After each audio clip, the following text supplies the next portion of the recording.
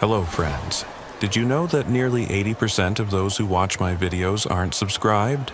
If you enjoy the content, I'd truly appreciate it if you hit that subscribe button. It helps a lot. Also, don't forget to leave a like and share your thoughts in the comments. Your interaction not only supports the channel's growth, but also helps these stories reach more people. Thank you all for being here. By the way, where are you watching from? Let me know in the comments.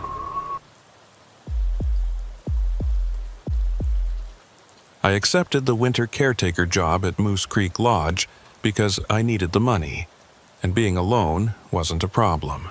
After my divorce was finalized in August, I was living in a studio apartment in Wasilla, working odd jobs, and trying to figure out what to do next.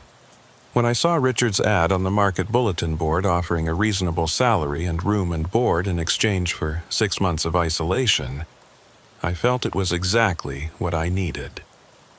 A chance to reset, to get away from people, their questions, and their sympathetic stares.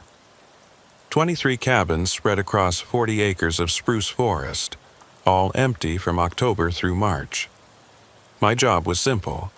Check each cabin twice a week, make sure pipes hadn't frozen, clear snow from the roofs, and keep the main lodge heated enough that nothing burst when temperatures dropped to 30 below. Richard had given me a snow machine for the longer routes, but I preferred to snowshoe when the weather allowed. The physical exertion helped clear my head, and the silence out there was different from the silence of an empty apartment. It felt purposeful somehow. The owner, a guy named Richard Moss, flew down from Fairbanks once a month with supplies. He was in his 60s, weathered and practical, the kind of man who'd spent his whole life in Alaska and had opinions about everything from proper boot maintenance to the best way to start a fire in wet conditions. During his first supply drop in early November, he'd walked me through the entire property, pointing out quirks of individual cabins, showing me where the backup generator was stored, explaining which trails were prone to drifting snow. Other than Richard's monthly visits, I had the place completely to myself. No internet, no cell service, just a satellite phone for emergencies, and a shelf full of books I'd been meaning to read for years. The main lodge had a wood-burning stove that I kept going day and night, a kitchen that was better equipped than my apartment had been, and a bedroom upstairs with a view of the valley that made me feel like I was the last person on Earth. It seemed perfect. I fell into a routine quickly. Mornings were for splitting firewood and checking the weather reports on the ancient radio in the lodge. Afternoons were for cabin inspections, working my way through the numbered list methodically, making notes in the logbook Richard had left behind. Evenings were for cooking simple meals, reading by firelight, and listening to the wind move through the spruce trees outside. The solitude didn't bother me. If anything, I welcomed it. Out here, I didn't have to explain myself to anyone, or pretend I was handling things better than I actually was. The cabins were numbered 1 through 23, scattered along winding trails through the woods. Some were clustered near the main lodge, but others sat a good half-mile out, tucked into clearings you wouldn't find unless you knew where to look. Richard had given me a detailed map with each cabin marked, along with a binder full of maintenance notes and emergency procedures. Cabin 17 was at the far northeast corner of the property, right where the trail ended at a steep drop into a frozen creek bed. It took me about 40 minutes to hike out there from the lodge. Longer when the snow was deep. The first time I checked it, mid-November, everything looked normal. Standard layout, a small living area with a wood stove, tiny kitchenette, bedroom with 2 twin beds, bathroom with a composting toilet. The windows faced south toward a decent view of the valley below. I made my notes. No issues, heat off, windows secure, no animal damage. Then I locked up and hiked back. 2 days later, I made my second round. The temperature had dropped overnight to -15, and ice crystals hung in the air, catching the weak afternoon light like suspended glitter. I'd learned to time my checks for the warmest part of the day, usually between 1 and 3 in the afternoon, when the sun was highest and the risk of frostbite was lowest. Cabins 1 through 16 were fine, same as before. I'd developed a system, entering each cabin in the same order, checking the same things in the same sequence. Windows, stove, bathroom, bedroom, closets. It was meditative almost, the repetition of it. But when I reached 17, something felt off before I even got the door open. The snow around the porch had been disturbed, not like animal tracks, but like someone had walked a tight circle around the entire cabin multiple times. The tracks were fresh, maybe a few hours old based on how sharp the edges were, and they were too big to be mine. I wore size 10 boots. These looked closer to a 13 or 14, with a deep tread pattern I didn't recognize. What made it stranger was the pattern itself. The tracks didn't wander or meander the way a confused animal might move. They formed a perfect circle, maybe 6 feet out from the cabin walls, unbroken except for where they intersected with the porch steps. Whoever made them had walked around this cabin exactly 17 times. I counted the overlapping impressions carefully, my breath clouding in front of my face as I knelt in the snow to examine them more closely. I stood there for a minute, listening. The forest was completely silent. No birds, no wind, nothing. Just that heavy quiet you get in deep winter when even the trees seem to be holding their breath. I'd grown accustomed to the sounds of the wilderness by then. The distant crack of ice on the creek, the occasional thump of snow falling from overloaded branches, even the strange groaning sounds that old trees make in extreme cold. But this was different. This was the kind of silence that feels deliberate, like the world is watching and waiting to see what you'll do next. I pulled out my keys and unlocked the door, my hands clumsy in the thick gloves. The key turned smoothly, no ice in the mechanism, which meant someone had used it recently. I pushed the door open slowly, half expecting to find someone inside. Inside, everything looked exactly like I'd left it. Furniture in the same positions, dust covers still on the couch, wood stove cold. But there was a smell I didn't remember from before, something faint and organic, like wet earth or old leaves. It reminded me of the smell of a root cellar, that damp, mushroomy scent that clings to underground spaces. I checked every room, looked in the closets, under the beds, even opened the small crawlspace access in the bedroom, shining my flashlight into the dark space below. Nothing but insulation and support beams. I walked through the cabin 3 times, checking and rechecking, trying to find the source of that smell. The windows were all sealed. No broken glass, no gaps in the weather stripping.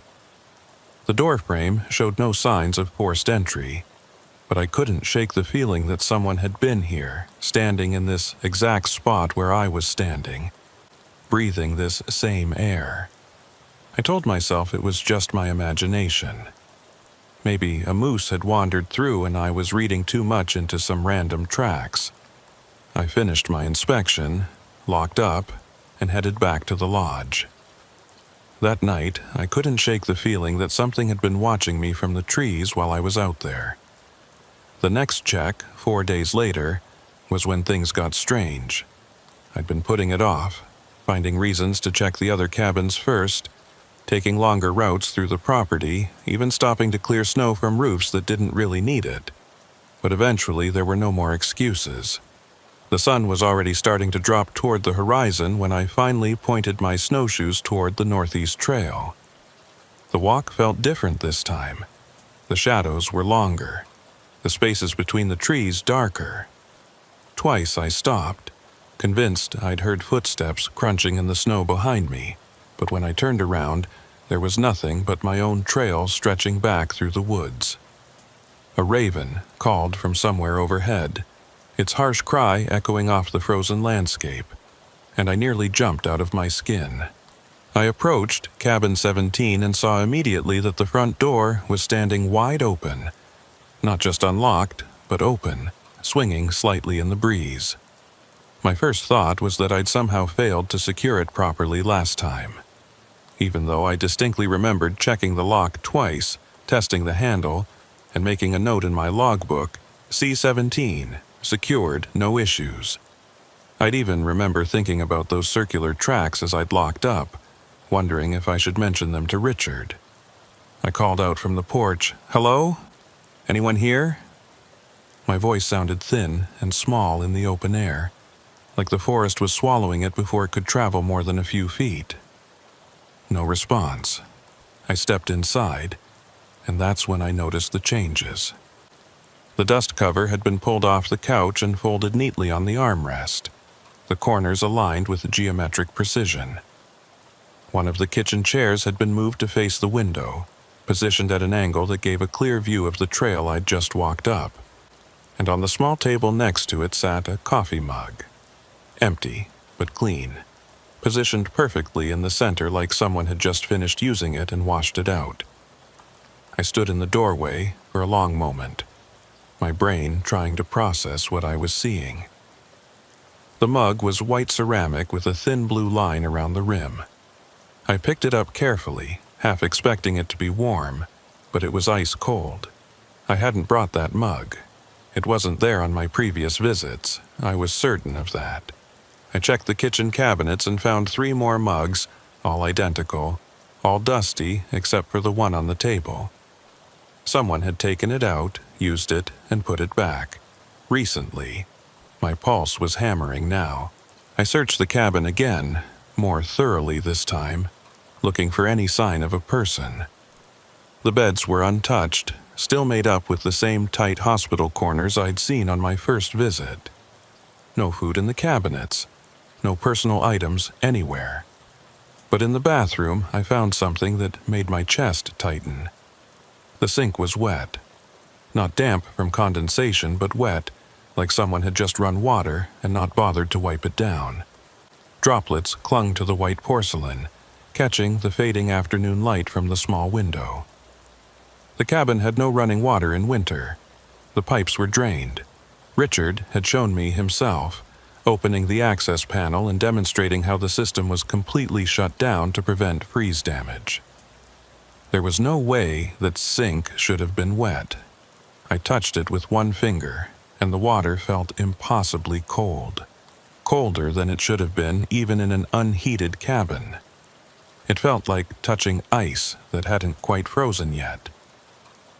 I backed out of the bathroom slowly, suddenly aware of how isolated I was. The main lodge was 40 minutes away through darkening forest. My satellite phone was in my jacket pocket, but who would I call? What would I even say? That someone had used a sink that didn't work and left behind a clean coffee mug? But it wasn't just that. It was the deliberateness of it all. The folded dust cover, the chair positioned to watch the trail, the mug placed with such precision. Someone had been here, and they'd wanted me to know it. They'd arranged things like a display, like a message I was supposed to understand, but couldn't quite decode. I left immediately, didn't even bother locking the door. Just turned and walked as fast as I could without running, fighting the urge to look back over my shoulder. The forest felt different on the way back, more oppressive. The trees seemed to lean in closer, and every shadow looked like it might contain something watching. My breath came in rapid clouds, more from anxiety than exertion, and I kept my hand on the satellite phone in my pocket like it was some kind of talisman. When I got to the lodge, I tried calling Richard on the satellite phone, but couldn't get a clear signal. The weather had been unstable all week, and the storm forecast looked bad. Dark clouds were building on the western horizon, the kind that promised heavy snow and winds strong enough to knock down trees. I'd have to wait until conditions improved. The isolation that had seemed so appealing in October now felt threatening, like a trap I'd walked into voluntarily. That night, I sat in the main lodge with every light on, going through Richard's binder, looking for any mention of problems at Cabin 17. The binder was thick, filled with maintenance logs going back almost 15 years. Most entries were routine. Replaced shingles on cabin 4, fixed door hinge, cabin 11, cleared wasp nest from cabin 19 porch. But tucked between pages of routine maintenance, I found one note, dated 3 years earlier, written in different handwriting than the rest. C-17. Guest reported unusual sounds at night. Door found unlocked morning after despite securing it. Recommend installing new locks. That was it. No follow-up, no explanation, no indication whether the locks had actually been changed. I kept flipping through the pages looking for more and found 2 other references. One from 7 years ago. C-17. Caretaker M. Henderson quit unexpectedly. Left most personal belongings. Would not provide explanation. And another from 9 years back. C-17. Structural inspection shows no issues with foundation or walls, but guests continue to request cabin changes after staying there. Consider taking out of rotation. But it had never been taken out of rotation. The cabin was still listed as available on the property map, still part of my regular inspection routine. I wondered how many other caretakers had stood where I'd stood, looking at that clean coffee mug, feeling that creeping sense that something was fundamentally wrong. I spent the next 2 days convincing myself I'd imagined the wet sink, that the mug had been there all along and I just hadn't noticed it, that maybe Richard had stopped by without telling me and moved a few things around, but every explanation felt thin, insufficient. And at night, lying in bed upstairs, I kept thinking about those circular tracks in the snow. 17 perfect loops around the cabin. But when it was time for the next check, I almost couldn't make myself go out there. I delayed as long as I could, checking the other cabins first, spending extra time at cabin 12 replacing a broken window pane that could have easily waited another week. I even considered skipping 17 entirely, just marking it as checked in the logbook and hoping nothing went wrong. But that felt like giving in to something, acknowledging that I was afraid, and I wasn't ready to admit that yet. The walk to 17 felt longer than usual. The trail seemed darker, the trees closer together. Fresh snow had fallen overnight, covering my previous tracks, which meant I'd be able to tell immediately if anyone else had been out there. When the cabin finally came into view, I stopped cold. Smoke was rising from the chimney. Not a lot, just a thin gray line curling up into the afternoon sky, perfectly vertical in the still air. Someone had lit the wood stove. I stood at the edge of the clearing for what felt like an hour, just watching. No movement inside. No sound. Just that steady stream of smoke. The snow around the cabin was pristine, untouched, which meant whoever was inside had been there since before the snowfall. Or they'd arrived by a different route. Or they'd somehow gotten in without leaving tracks at all. My mind was racing through possibilities, none of them good. Squatters, escaped prisoners, someone who'd gone crazy from the isolation and was now living in abandoned cabins.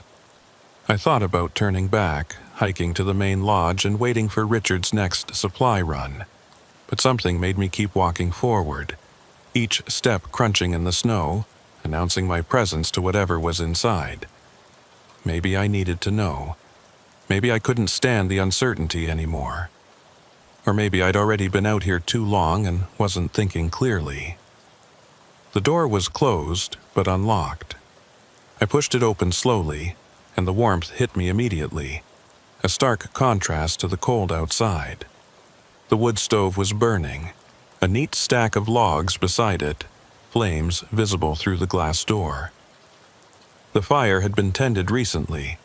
I could tell by the way the logs were arranged, small kindling underneath, larger pieces on top, the efficient setup of someone who knew what they were doing. The cabin was spotlessly clean, dust covers removed and folded on the bed, floor swept, windows wiped down until they gleamed. And on the table sat 2 plates, 2 forks, 2 empty glasses, arranged like someone had been expecting a guest. The plates were white ceramic, matching the coffee mug I'd seen before, and they were positioned with that same geometric precision, exactly parallel to the edges of the table. I didn't go inside, I just stood in the doorway, staring at those two place settings, and felt something fundamental shift in my understanding of the situation. This wasn't a vagrant passing through. Vagrants didn't clean cabins or set tables with such care. This wasn't kids playing pranks. Kids didn't have access to the property, and they certainly wouldn't haul firewood out here just to mess with a caretaker. This was something else, something that knew I was coming and had prepared for me. The satellite phone in my jacket pocket crackled to life, breaking the silence so abruptly I nearly dropped it. I grabbed it with shaking hands, expecting static or maybe Richard's voice. Instead, I heard breathing, slow, steady breaths, perfectly timed, like someone was trying to match their rhythm to mine. I held my own breath, listening, and the breathing on the other end stopped too. Then a voice, barely audible, more felt than heard. "You're early." The voice wasn't threatening. It wasn't angry or aggressive. It was almost conversational, like someone mildly surprised to see a guest arrive before the appointed time. But there was something wrong with the quality of it, something that made my skin crawl. It sounded distant and close at the same time, like it was coming from very far away and also from right behind me. I ran. I didn't think about it, didn't try to rationalize it, just turned and ran down the trail toward the lodge, branches whipping at my face, snow flying up behind me. I didn't stop until I was inside with the door barred and every window checked. The satellite phone rang again that night. I didn't answer. It rang 17 times before stopping. The next morning, I packed everything I could carry and started the long hike to the main road. It took me 6 hours through waist-deep snow, but I made it to the highway and flagged down a truck heading toward Glen Allen. I called Richard from a motel and told him I was done, that something was wrong with cabin 17 and he needed to get someone else. He tried to talk me into going back, said he'd pay me double, but I refused. He finally admitted that 3 other caretakers had quit over the years, all because of the same cabin. None of them would explain why. 2 weeks later, I got a call from a state trooper asking if I'd been squatting on private property near Moose Creek. Apparently, Richard had reported unusual activity at one of his cabins, specifically cabin 17. The trooper said they'd found evidence of occupancy, fresh food in the cabinets, clothes in the closet, personal items scattered around. But everything was wrong, duplicated. 2 of everything, arranged in pairs. 2 toothbrushes, 2 sets of clothes in the same size, 2 watches set to the exact same time. They asked if I'd seen anyone else out there. I told them the truth, that I'd been alone the entire time. They seemed frustrated, like I wasn't being helpful, and eventually stopped calling. I think about cabin 17 sometimes, usually late at night when I can't sleep. I wonder if Richard ever found another caretaker, and if so, how long they lasted. I wonder what those 2 place settings were really for, and whether the second seat was ever filled. Most of all, I wonder about that voice on the satellite phone, the one that said I was early. Early for what, exactly? And what would have happened if I'd stayed long enough to find out?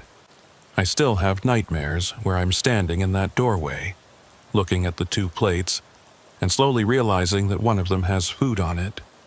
Fresh food, still steaming. And in the dream, I always hear footsteps behind me, slow and deliberate, matching my own rhythm. But when I turn to look, there's never anyone there. Just the trail stretching back through the empty woods and my own tracks in the snow, doubled, like someone had been walking beside me the entire time. Richard sold the property 6 months later. The new owners tore down Cabin 17 without ever staying there. They said the foundation was unstable, that it needed to come down anyway. But I talked to one of the demolition workers afterward, and he told me something strange.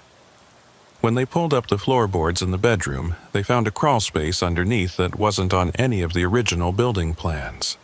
It was maybe 4 feet deep and ran the entire length of the cabin.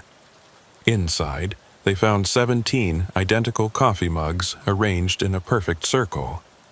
And in the center, a satellite phone with the battery still charged, showing 17 missed calls, all from the same number. All from my number. But I never called that phone. Not once. I don't work winter caretaker jobs anymore. I moved to Anchorage, got a job at a hardware store where I see people every day. I tell myself that whatever was happening at Cabin 17 was just isolation playing tricks on my mind, that the human brain can't handle that much solitude and starts creating patterns where none exist. But sometimes, on quiet winter nights, my phone rings with no caller ID. I never answer, and when I check my call log the next morning, it always shows that I made 17 outgoing calls during the night, all to a number I don't recognize. All while I was sleeping, all lasting exactly the same duration. I've stopped keeping my phone in my bedroom. I've changed my number twice, but it doesn't matter. The calls keep coming, and I keep making them, even though I never touch the phone. 17 calls every time, like clockwork. I don't know what I was invited to out there, or what would have happened if I'd accepted. But I know I'm still connected to it somehow, still tied to whatever was waiting in that cabin. And sometimes, on the very edge of sleep, I hear that voice again, patient and calm. "You're early." And I wake up terrified that one day I won't be early anymore. One day I'll be right on time.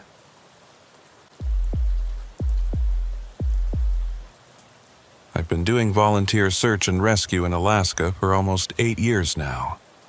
It started after my nephew went missing on a day hike near Hatcher Pass, and we spent 3 days combing the mountains before finding him huddled under a rock overhang, dehydrated but alive. After that, I couldn't shake the feeling that I needed to help other families avoid that kind of terror.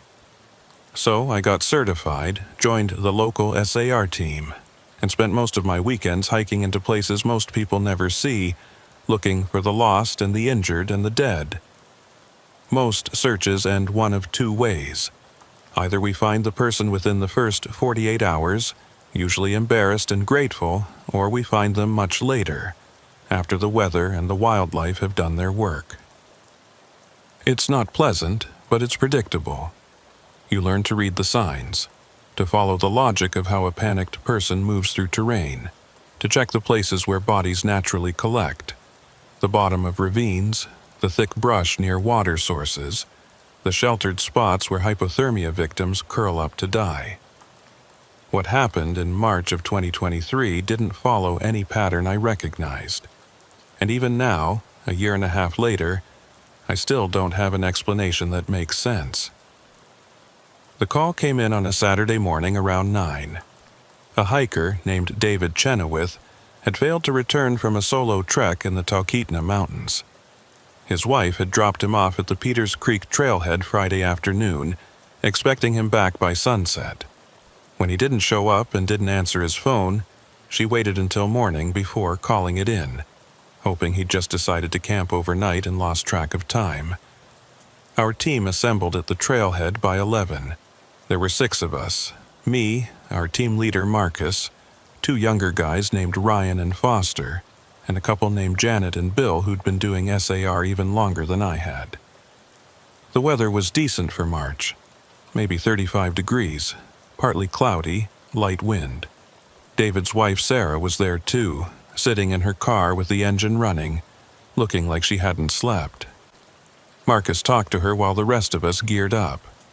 She showed him photos of David on her phone. A man in his early 40s, fit-looking, wearing a red jacket and gray hiking pants. She said he was experienced, had done this trail a dozen times, always carried the essentials: water, food, first aid kit, emergency shelter. His phone had gone straight to voicemail since yesterday evening, which probably meant the battery had died or he'd lost signal. The trailhead was at the edge of cell coverage, and once you got a few miles in, you had nothing. We split into two groups. Marcus took Ryan and Foster up the main trail, while I went with Janet and Bill on a parallel route that intersected with the main trail about 3 miles in. The plan was to cover more ground and meet up at the junction, calling out David's name every few minutes and watching for any sign he'd gone off trail. The hike-in was quiet. The snow was melting in patches, creating muddy sections that showed tracks clearly, and we saw plenty of boot prints, but none that matched the tread pattern Sarah had shown us from David's hiking boots. Janet remarked that we were seeing a lot of traffic for a weekday, which seemed odd. Usually this trail was empty except on weekends. We reached the junction around 1:30 and found Marcus's group already there. They'd seen the same thing, lots of boot prints, but none that obviously belonged to David. Marcus suggested we push further up the main trail toward the ridge, where there was a scenic overlook that day hikers often used as a turnaround point. That's when Ryan called out that he'd found something. About 20 yards off the trail, partially hidden under a spruce tree, was a red jacket. Marcus and I jogged over while the others secured the perimeter, making sure we didn't contaminate any evidence. The jacket was definitely red, the same shade Sarah had described, and when Marcus checked the inside pocket, he found a wallet with David Chenoweth's driver's license inside. But the jacket wasn't torn or damaged. It had been removed carefully and folded, then placed deliberately under the tree like someone had set it down intending to come back for it. The ground around it showed no signs of struggle, no disturbed earth or broken branches. And strangest of all, the jacket was bone dry, despite sitting in an area where snowmelt should have soaked it through. Marcus radioed the discovery to Sarah and to the state troopers, then called us into a huddle. Finding a jacket this early in a search usually meant one of two things. Either the person was overheating from exertion and had shed layers, which could indicate they were still mobile, or they were entering hypothermia and experiencing paradoxical undressing, which was a very bad sign. But David's wife had said he was experienced, not the type to panic or make amateur mistakes. We spread out in a wider search pattern, moving slowly through the forest around where the jacket was found, looking for any other signs. Bill was the one who found the second item, about 50 yards away: David's water bottle, half full, cap securely fastened, sitting upright on a flat rock like it had been placed there intentionally. No tracks leading to it. No tracks leading away. Then Foster found a hiking boot, just one, laces still tied, positioned carefully in the center of the trail. Then Janet found the other boot another 100 yards ahead, also in the middle of the trail. Both boots were clean, no mud or scuff marks, and when I examined them closely, I realized they'd been placed with the toes pointing back toward the trailhead, like someone was leaving a path of breadcrumbs in reverse. We were starting to get the calls now, the feeling that something about this search wasn't right. Marcus kept his voice steady, but I could see the tension in his shoulders. This didn't match any behavior profile we'd trained for. People don't carefully remove their gear and arrange it in neat displays. They drop things when they're in distress, or they shed layers erratically, or they leave items behind accidentally. They don't create exhibitions. Ryan was the first to say what we were all thinking. He turned to Marcus and said quietly, "What if David isn't lost? What if someone took him?" Marcus considered this, then shook his head. No drag marks, no signs of confrontation. And why would someone kidnap a random hiker, then spend time arranging his stuff on the trail? But Ryan had a point. This felt staged. We continued forward, calling David's name, though I was starting to feel foolish doing it. Whoever had left these items hadn't done it by accident. Every placement felt deliberate, calculated, like someone was communicating something we couldn't quite understand. That's when we heard the response. It came from somewhere ahead of us, maybe a quarter-mile up the trail. A voice calling back, "Hello? I'm here. I'm on the trail." We all froze. The voice sounded like it was coming from the right direction, but something about it made my scalp prickle. It was too clear, too projected, like someone speaking through a megaphone rather than shouting across distance. And the pacing was off, the words coming just a fraction too slow, each syllable pronounced with unnatural precision. Marcus cupped his hands and yelled, "David, is that you? Stay where you are. We're coming to you." The voice responded immediately. "Hello? I'm here. I'm on the trail." The exact same words, the exact same intonation, like a recording being played back. We exchanged glances. Janet whispered, "That's not right." Marcus tried again. "David, can you hear me? Are you injured?" Again, the same response, identical to before. "Hello? I'm here. I'm on the trail." The six of us stood there in the growing afternoon shadows, listening to that voice repeat itself like a broken record, and I felt something cold settle in my stomach. This wasn't a person calling for help. This was something else, something that had learned to mimic human speech but didn't understand context or conversation. It was just playing back sounds it had recorded, trying to lure us forward. Marcus made the decision quickly. "We're pulling back. Right now. Stay together, stay alert." But as we turned to leave, we heard it again, closer this time, much closer. The voice was behind us now, though none of us had seen anyone pass by. "Hello? I'm here. I'm on the trail." Then it came from our left, from a section of dense forest where no one could have moved through quickly without making noise. "Hello! I'm here! I'm on the trail!" Then from our right, then ahead again. The same words, the same voice coming from multiple directions at once, surrounding us like we were standing in the center of a circle of speakers. Ryan started breathing hard, his eyes wide, and Foster had his hand on the can of bear spray attached to his belt. Bill grabbed my arm and said, "We need to leave, now." We moved fast, staying in a tight group, trying to retrace our steps toward the trailhead. The voice followed us, calling out from the trees, sometimes close enough that it seemed like the speaker should be visible, but we never saw anyone. "Hello? I'm here. I'm on the trail." Over and over. That same cheerful, hollow greeting, echoing through the forest like a taunt. It took us 45 minutes to reach the junction, though it should have been 20. The trail seemed longer somehow, the landmarks unfamiliar, like we were walking through a slightly altered version of the path we'd hiked earlier. Janet kept insisting we'd already passed a particular tree twice, but that was impossible. We were following Marcus's GPS, moving in a straight line back toward the parking area. The voice stopped once we crossed some invisible boundary, maybe a half-mile from the trailhead.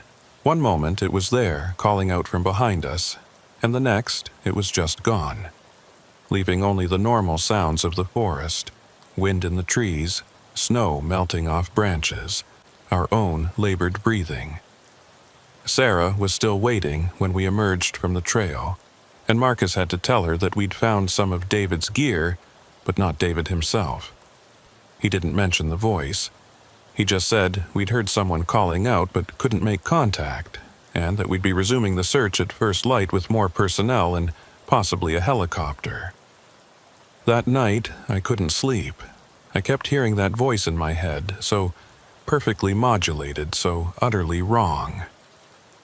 I pulled up my phone and listened to some of the audio I'd recorded during the search, hoping it might provide some clarity. Most of it was just wind noise and our own voices calling out, but at one point, in the background of a recording, I could hear it clearly. "Hello? I'm here. I'm on the trail." I played it back a dozen times, and each time I noticed something new. The voice had no background noise, no wind rustle, no footsteps, no breathing. It was just the words, perfectly isolated, like they'd been recorded in a soundproof room and then projected into the forest. And there was something else, something I couldn't quite identify at first. Then I realized the voice had no source direction.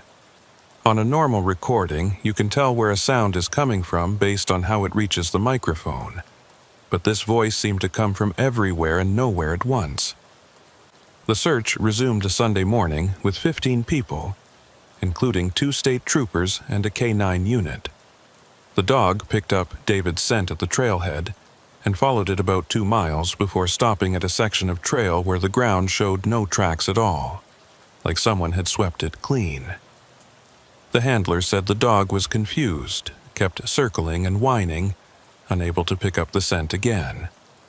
We spread out in a grid search pattern, covering every inch of a forest within a 2-mile radius of the last known location. We found more of David's gear, his first aid kit, his emergency shelter, his food bag, all arranged in neat displays like museum pieces. But we never found David. On the 3rd day, we found something else. Carved into the bark of a spruce tree about 50 feet off the main trail were words, rough and deep, cut with something sharp.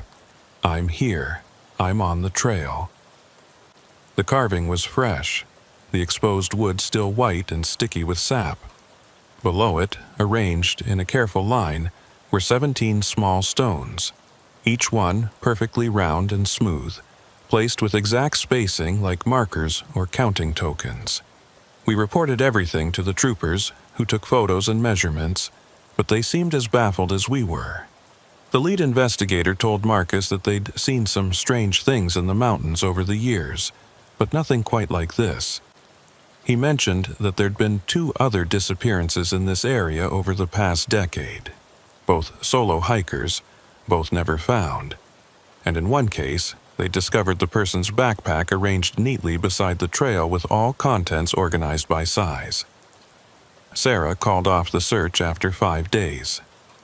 She said she knew David was gone, that whatever had happened to him wasn't something search and rescue could fix. I tried to talk to her, to offer some comfort, but she just looked at me with these empty eyes and said, "He called me Friday night. Around 11, I heard his voice, but when I answered, he just said the same thing over and over. Hello, I'm here, I'm on the trail." I thought maybe his phone was glitching. I didn't realize he was already gone. I quit SAR 3 months later. Told Marcus I needed a break, that I was getting too old for the physical demands. But the truth is, I couldn't go back into those mountains. Every trail felt threatening now. Every shadow between the trees looked like it might be hiding something that had learned to sound human without being human. I still follow the missing persons reports, though, and I've noticed a pattern. Every few years, someone disappears on that trail. Always solo hikers. Always experienced. And in almost every case, there's mention of gear found arranged in unusual patterns, or voices heard calling out that don't quite sound right, or strange carvings found on trees. Last month, I got a call from a number I didn't recognize. When I answered, there was silence for a few seconds, and then I heard it. That same voice, perfectly clear, perfectly empty. "Hello? I'm here. I'm on the trail." I hung up and blocked the number. But 3 days later, another call came from a different number. Same voice, same words. It's happened 4 more times since then, always from different numbers, always the same message. I don't know what happened to David Chenoweth. I don't know what's out there in the Talkeetna Mountains, mimicking human voices and arranging hiking gear like trophies. But I know I'm never going back to find out. And I know that whatever it is, it has my phone number now. Sometimes, late at night, I hear it outside my house. faint and distant, but unmistakable. That same cheerful, hollow greeting echoing from the tree line behind my property. Hello, I'm here, I'm on the trail. And the worst part is I'm starting to understand what it means. It's not lost, it's not asking for help, it's announcing itself. It's letting me know it's close, that it's always been close, that the trail it's on isn't in the mountains anymore. It's right here, following me home. I've been flying bush planes in Alaska for 22 years. Started right out of high school, got my commercial license at 19, and spent 2 decades ferrying supplies, hunters, researchers, and the occasional tourist to places where roads don't exist and won't ever exist. You see a lot in this job. Bears wandering through campsites, weather that changes from clear to whiteout in minutes, people who've been living alone so long they've forgotten how to make eye contact. But you develop a sense for what's normal, remote Alaska strange, and what's actually wrong. What happened at the Kakarek Lake Camp was wrong. The job came through on a Tuesday in late September. A geological survey team had been working a site about 140 miles northwest of Fairbanks, collecting soil samples and doing ground-penetrating radar scans for some mining company. They'd been out there for 6 weeks, scheduled to wrap up in another 2, and they needed a supply drop. Food, fuel, fresh batteries, the usual stuff. My contact at the survey company, a logistics coordinator named Patricia, said the team's satellite phone had been acting up, cutting in and out, but they'd managed to get a supply list through before losing contact entirely. Nothing unusual about that. Satellite coverage gets spotty in the mountains, and equipment fails in the cold. I'd made 3 previous drops to this same camp without incident. The team leader was a guy named Grant Holloway, professional and organized, always had the landing area clearly marked and someone waiting to help unload. Easy money. I loaded up my Cessna 206 that afternoon, checking the weather reports twice. Clear skies predicted for the next 36 hours. Light winds, good visibility. The flight out would take about 90 minutes, and I planned to be back in Fairbanks before dark. I'd done this route so many times I could probably fly it with my eyes closed, following the Tanana River west, then cutting north over the foothills until Kakarek Lake appeared like a dark blue eye in the endless green. The flight out was smooth. I spent most of it on autopilot, drinking coffee from my thermos and listening to an audiobook about the history of the Iditarod. The landscape below was starting to show fall colors, vast stretches of tundra turning rust and gold, punctuated by dark stands of spruce. I'd always loved this view, the sheer scale of it, the way you could fly for hours without seeing a single sign of human presence. I spotted the lake around 4 in the afternoon, right on schedule. It was a small body of water, maybe 2 miles across, surrounded by low hills covered in scrub brush. The survey camp was positioned on the south shore where the terrain flattened out enough for a decent landing strip. As I descended, I started looking for the usual markers, the orange panels they'd lay out to indicate wind direction, the ATVs they'd park at the edge of the strip, Grant or one of his team members standing near the equipment cache, ready to wave me in. But I didn't see any of that. The camp was there, 3 large tents and several smaller ones arranged in a loose semicircle, equipment stacked under tarps, their boats pulled up on the rocky shore. But no orange panels, no people, no movement at all. I circled once, throttling back, trying to get a better look. Sometimes, teams would be out in the field when I arrived, or caught up with equipment maintenance, and it might take them a few minutes to notice the plane. But Grant knew I was coming today. Patricia had confirmed the drop time with him 48 hours ago. He should have been ready. I circled again, lower this time, and that's when I noticed the camp layout was wrong. The tents were in the right positions, but they were all closed up tight, every flap zipped, every entrance sealed. On my previous visits, the camp had been active, organized chaos, with gear spread out and work areas clearly visible. This looked like a camp that had been carefully packed up and abandoned, except all the expensive equipment was still there. Survey gear worth hundreds of thousands of dollars, generators, communication equipment, all of it sitting under tarps like no one was planning to come back. I made a decision.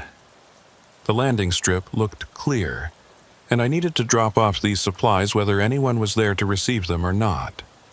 I lined up my approach, checked my instruments, and brought the Cessna down smooth, tires hitting the rough strip with a double thump that I felt through the yoke. The silence after I cut the engine was absolute. No birds, no wind, nothing. Just that heavy quiet that settles over the wilderness sometimes, like the land itself is holding its breath. I sat in the cockpit for a minute, waiting to see if anyone would emerge from the tents, but nothing moved. I grabbed my radio and tried hailing the camp on the frequency Patricia had given me. Kakarrak Base, this is November 7-3 Charlie. Papa, supply drop inbound. Anyone copy? Static. I tried twice more, same result. Finally, I unbuckled and climbed out of the plane, my boots crunching on the gravel. The air was cold, probably mid-30s, and carried that sharp mineral smell you get near lakes. I walked toward the camp slowly, calling out as I went. Grant, anyone here? It's Mason from Northern Air. Got your supplies? The first tent I reached was the main operations tent, where they kept the communication equipment and did their data processing. The entrance was zipped shut, but when I pressed against the canvas I could feel that there was still stuff inside, desks and chairs and equipment, all in place. I found the zipper and pulled it open. Inside, everything looked normal at first glance. Laptops on folding tables, papers held down with rocks, maps pinned to a corkboard. But the laptops were all closed. The papers were organized into neat stacks, and the maps had been marked with what looked like a complete survey grid, every section numbered and checked off. Like someone had finished their work, documented everything carefully, and then just left. What bothered me was how clean it was. 6 weeks in the field, you'd expect some mess. Dirty dishes, coffee cups, scattered gear. But this tent looked like it had been prepared for inspection. Even the trash bag hanging by the entrance was empty, tied off with a neat knot. I moved to the next tent, the sleeping quarters. 8 cots arranged in 2 rows, sleeping bags rolled up tight at the foot of each one. Personal items stowed in labeled duffel bags. No one had slept here recently. The sleeping bags weren't just rolled up, they were pristine, like they'd been cleaned and stored. I checked the dates on a small calendar pinned to the tent pole. Someone had been crossing off days up until 6 days ago. Then the marks just stopped. The third tent was the mess area, kitchen equipment, food storage, a propane stove. This was where things got strange. The stove had been disassembled completely, every component cleaned and arranged on the folding table like a diagram from an instruction manual. The food storage bins were empty, not just low on supplies, but completely empty, wiped clean. Even the trash here had been removed. I stood in the middle of the camp, turning slowly, trying to understand what I was looking at. This wasn't an emergency evacuation if something had gone wrong. If they'd needed to get out fast, they wouldn't have had time to clean and organize everything. But it also wasn't a planned departure. All their gear was still here, and Patricia had been clear that they weren't scheduled to leave for another 2 weeks. That's when I noticed the cairn. About 50 yards from the camp, up on a low rise overlooking the lake, someone had built a stone cairn, maybe 4 feet tall, constructed with careful precision. I'd flown over this area 3 times before, and that cairn hadn't been there. I walked up to it, my boots slipping on the loose scree, and saw that the rocks had been arranged in a specific pattern. Largest at the bottom, smallest at the top, with flat rocks inserted at regular intervals like shelves. On each shelf sat an item: a compass, a pocket knife, a watch, a lighter, a small notebook. I picked up the notebook carefully and flipped it open. Inside, written in neat block letters on every single page, was the same sentence repeated over and over. We finished the work. We finished the work. We finished the work. Hundreds of repetitions, filling page after page, the handwriting never varying, never showing any sign of hurry or stress, just that same statement, written with mechanical precision. I put the notebook back and walked down to check the boats. There were 3 of them, aluminum outboards pulled up on the shore and secured with the lines tied to stakes. All 3 boats had their drain plugs removed and stowed properly. Their gas cans were empty, drained completely. The fuel containers lined up in a row with their caps off, evaporating in the cold air. I was starting to feel real unease now. That prickling awareness that something was very wrong and I needed to leave. But I had a job to do. I walked back to my plane and started unloading the supplies, stacking boxes near the operations tent where they'd be easy to find. The whole time I kept looking around, expecting to see movement, to hear voices, to find some rational explanation for why the camp looked like everyone had vanished mid-task. When I finished unloading, I took one more walk around the perimeter, checking the areas beyond the immediate camp. That's when I found the paths. 6 of them, leading away from the camp in different directions, each one marked with small cairns every 20 feet or so, like someone had been leaving trail markers. The paths didn't follow any logical route. They didn't lead to survey sites or water sources or anywhere specific. They just headed out into the tundra in straight lines, over hills and through brush, marked with those same careful stone piles. I followed one of them for about 100 yards, counting the cairns. 17 of them, each one identical in construction, each one placed with exact spacing. The path ended at a large, flat rock, where someone had arranged a circle of smaller stones, and in the center of the circle was a satellite phone, its screen cracked, its battery removed and placed carefully beside it. I went back to the camp fast, not quite running, but close to it. Something about those paths, the way they radiated out from the camp like spokes on a wheel, the careful spacing of the cairns, the deliberate destruction of the satellite phone. It all added up to something I didn't want to understand. I decided to check one more tent, the smallest one, set apart from the others near the tree line. I'd assumed it was storage, but when I unzipped it, I found it was set up as a personal shelter. One cot, one sleeping bag, personal items arranged on a small folding stool, and on the ground, written in what looked like charcoal on a piece of white canvas, was a message. "Don't look for us. We're finished. The work is complete." Below the message was a signature, Grant Holloway, and below that 6 other names, presumably the rest of his team, all signed neatly, one below the other.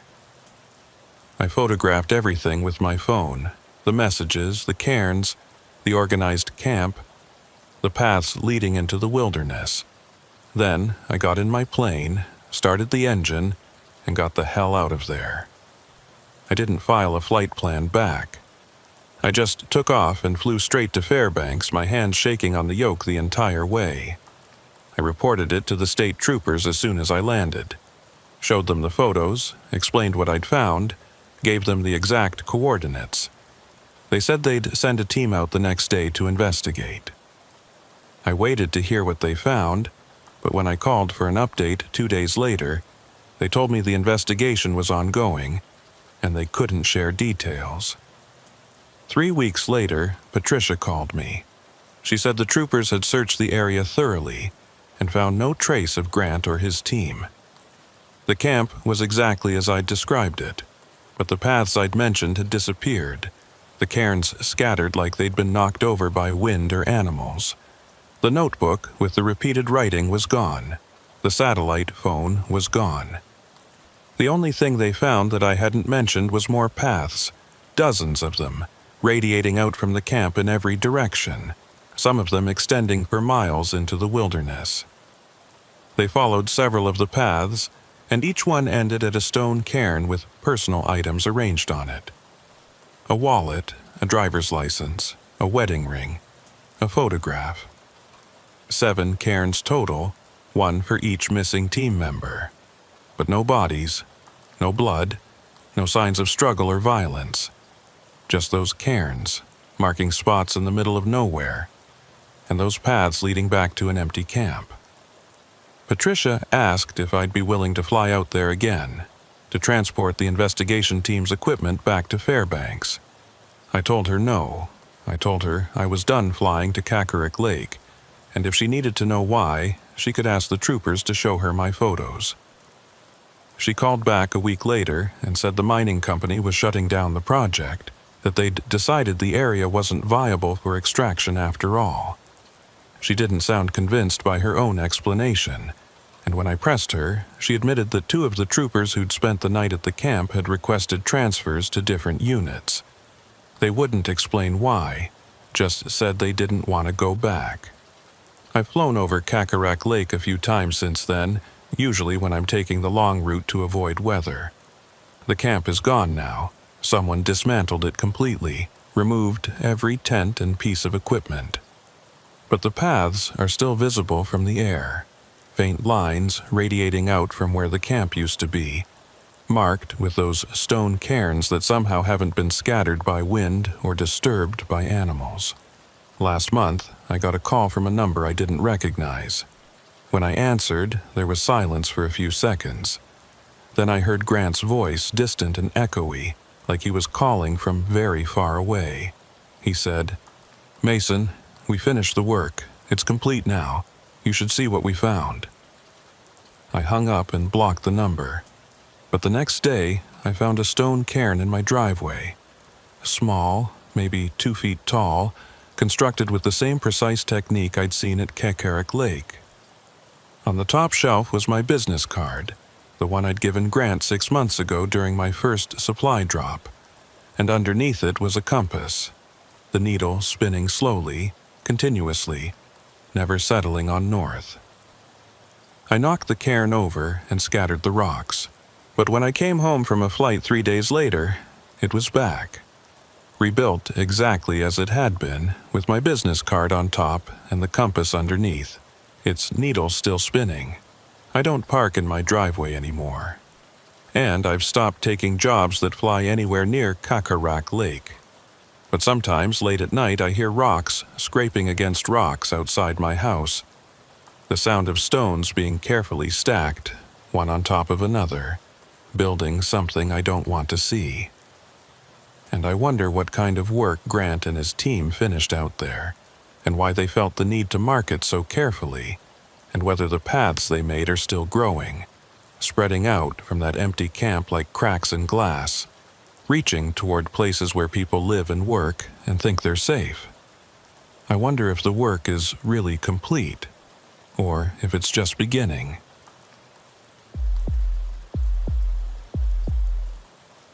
I work as a wildlife camera technician for the Alaska Department of Fish and Game. It's not glamorous work. Most of my job involves hiking into remote areas, checking SD cards and motion-activated trail cameras, replacing batteries, and making sure the equipment is still functioning.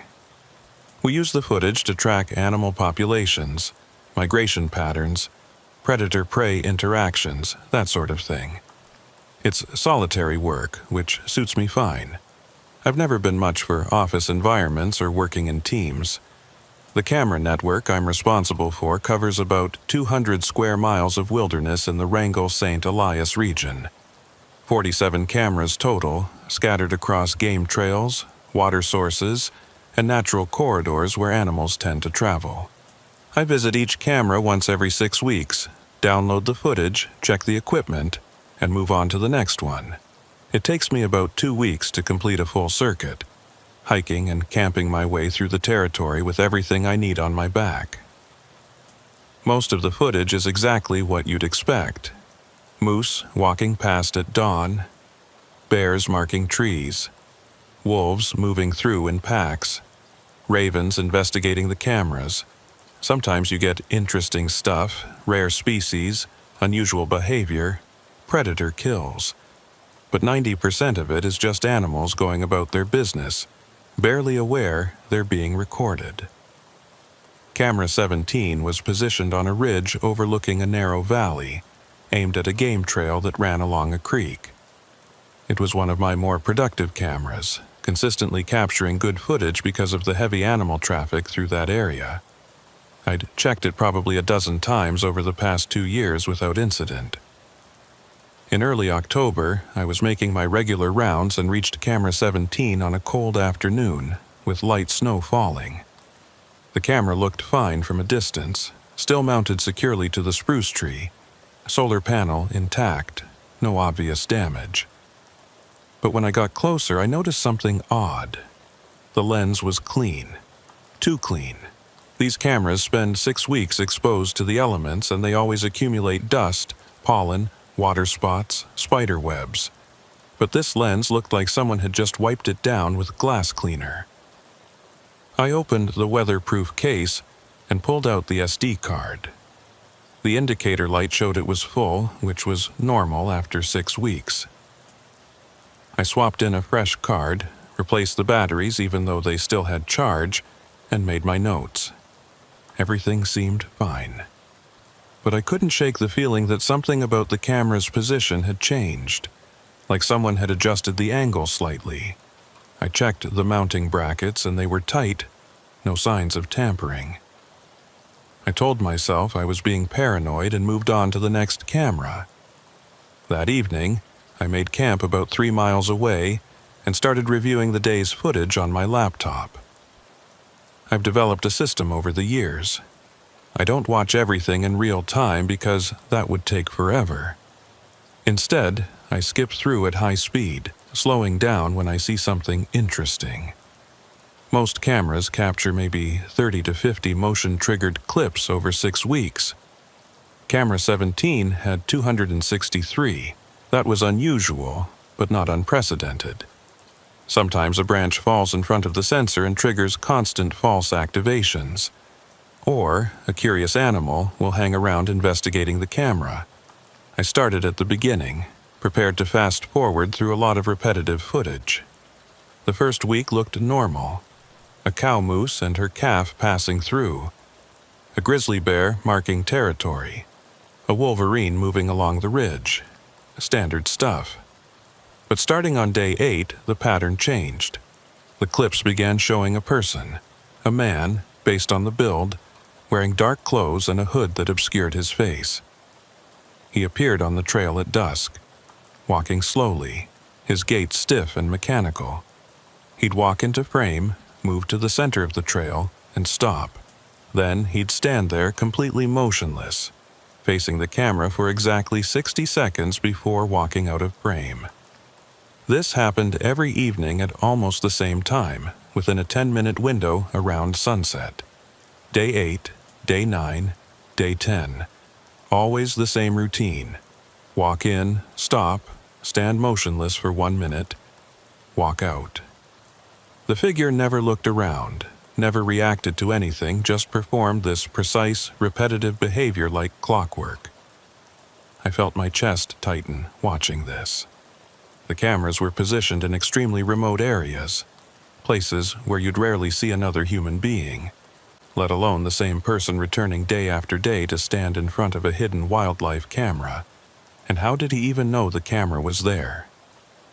They were camouflaged, positioned carefully to blend with the environment. I kept watching. Day 11, Day 12, Day 13. The same figure, the same behavior, the same mechanical precision. But on Day 14, something changed.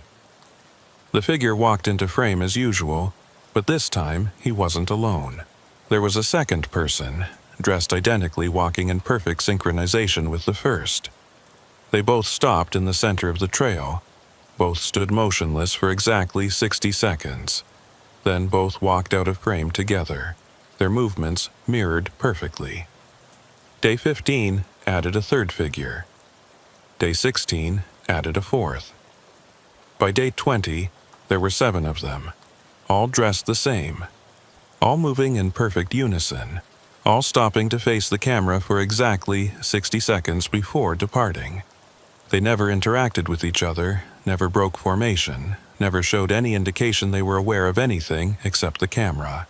I paused the footage and sat back, trying to process what I was seeing. This wasn't random hikers stumbling across a trail camera. This was deliberate, coordinated, and deeply wrong. I thought about reporting it immediately, but I was 3 days' hike from the nearest road, and my satellite phone's battery was low. I decided to finish reviewing the footage first, document everything, then make the report when I got back to civilization. Day 21 showed 8 figures. But this time, after they finished their 60-second vigil and started to leave, one of them stopped. He turned back toward the camera and raised his hand in what looked like a wave. Then he walked out of frame with the others. Day 22 showed 9 figures. After their minute of stillness, they all raised their hands simultaneously, all making the same waving gesture, perfectly synchronized. Then they left. Day 23 was when I almost stopped watching. 10 figures walked into frame, performed their ritual, and then, instead of leaving, they all took 1 step closer to the camera. They stood there for another 60 seconds, then took another step closer. They did this 17 times, each step perfectly coordinated until they were standing just a few feet from the camera, their faces still hidden by their hoods, forming a semicircle around the lens. Then the clip ended. Motion detection triggered when they arrived, recorded their approach, and stopped recording when they left. Normal camera behavior. Except the next clip, triggered 3 minutes later, showed them walking away, returning to the trail, their backs to the camera. I checked the timestamp. 3 minutes had passed between clips. 3 minutes where they'd been standing right in front of the camera, too close to trigger the motion sensor just outside its activation range. 3 minutes of time I couldn't account for. The footage from day 24 showed 11 figures. They performed the same ritual, walk in, stop, stand, step closer, 17 steps total until they surrounded the camera. 3-minute gap, then walking away. This pattern continued through day 30. By then, there were 17 figures, 17 people moving in perfect unison, performing this precise ritual every evening, getting closer to the camera with each visit, standing in that 3-minute blind spot, where the sensor couldn't detect them. Then, on day 31, the footage changed completely. The evening clip showed the 17 figures arriving as usual. But this time, instead of walking to the center of the trail, they walked directly to the camera. One of them reached up, and the screen went dark. The clip ended. The next clip, time-stamped 30 seconds later, showed the camera's view again. But everything was different. The camera had been moved. It was no longer pointing at the game trail. It was pointing at a tree about 15 feet away. A tree that had 17 marks carved into the bark. Deep grooves forming tally marks. 4 vertical lines crossed by a diagonal. And standing in front of that tree, facing the camera, was one figure. Just one. The others were gone. This figure stood there for 60 seconds, then walked directly toward the camera. The clip showed him getting closer and closer, his face still hidden, until he filled the entire frame. Then his hand reached out. The screen went dark for a second, and when the image returned, the camera was back in its original position, aimed at the game trail again. The remaining footage from day 32 through day 42, when I retrieved the card, showed nothing but normal wildlife. Moose, bears, wolves, ravens. No human figures, no nighttime visits. Just animals going about their business as if nothing had happened. I sat in my tent that night staring at my laptop, trying to decide what to do. Every rational part of my brain said I should pack up immediately and hike back to my truck, report this to authorities, let someone else deal with it. But another part of me, the part that had spent years studying animal behavior, recognizing patterns, understanding the language of movement and repetition, that part knew I was looking at something that followed rules I didn't understand. 17 figures. 17 steps closer, 17 marks on the tree. The precision was too perfect to be random. This was communication, or ritual, or both.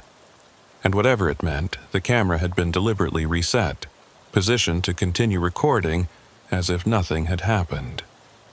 I decided to stay on schedule, complete my rounds, and report everything when I got back. But I also decided to do something I'd never done before. I was going to return to camera 17 in 3 days, break my normal 6-week rotation, and check if anything else had been recorded. Those 3 days passed slowly. I checked cameras 18 through 23, all of them showing normal footage. I kept expecting to find something similar, more figures, more strange behavior, but there was nothing, just wildlife. When I hiked back to camera 17, it was late afternoon. The snow had stopped, and the sky was clearing. From a distance, the camera looked normal, still mounted securely, still aimed at the game trail. But as I got closer, I saw what was waiting for me. On the ground in front of the camera, someone had arranged 17 stones in a circle. Each stone was roughly the same size, placed with exact spacing, forming a perfect ring about 6 feet in diameter. In the center of the ring was my equipment bag, the one I'd carried out 3 days ago and left at my base camp 15 miles away. I stopped at the edge of the clearing, my heart hammering. I'd locked that bag in my truck, which was parked at a trailhead 20 miles from here. There was no way it could be here, but there it was, sitting in the center of that stone circle, looking exactly as I'd left it. I approached slowly, scanning the tree line for any sign of movement.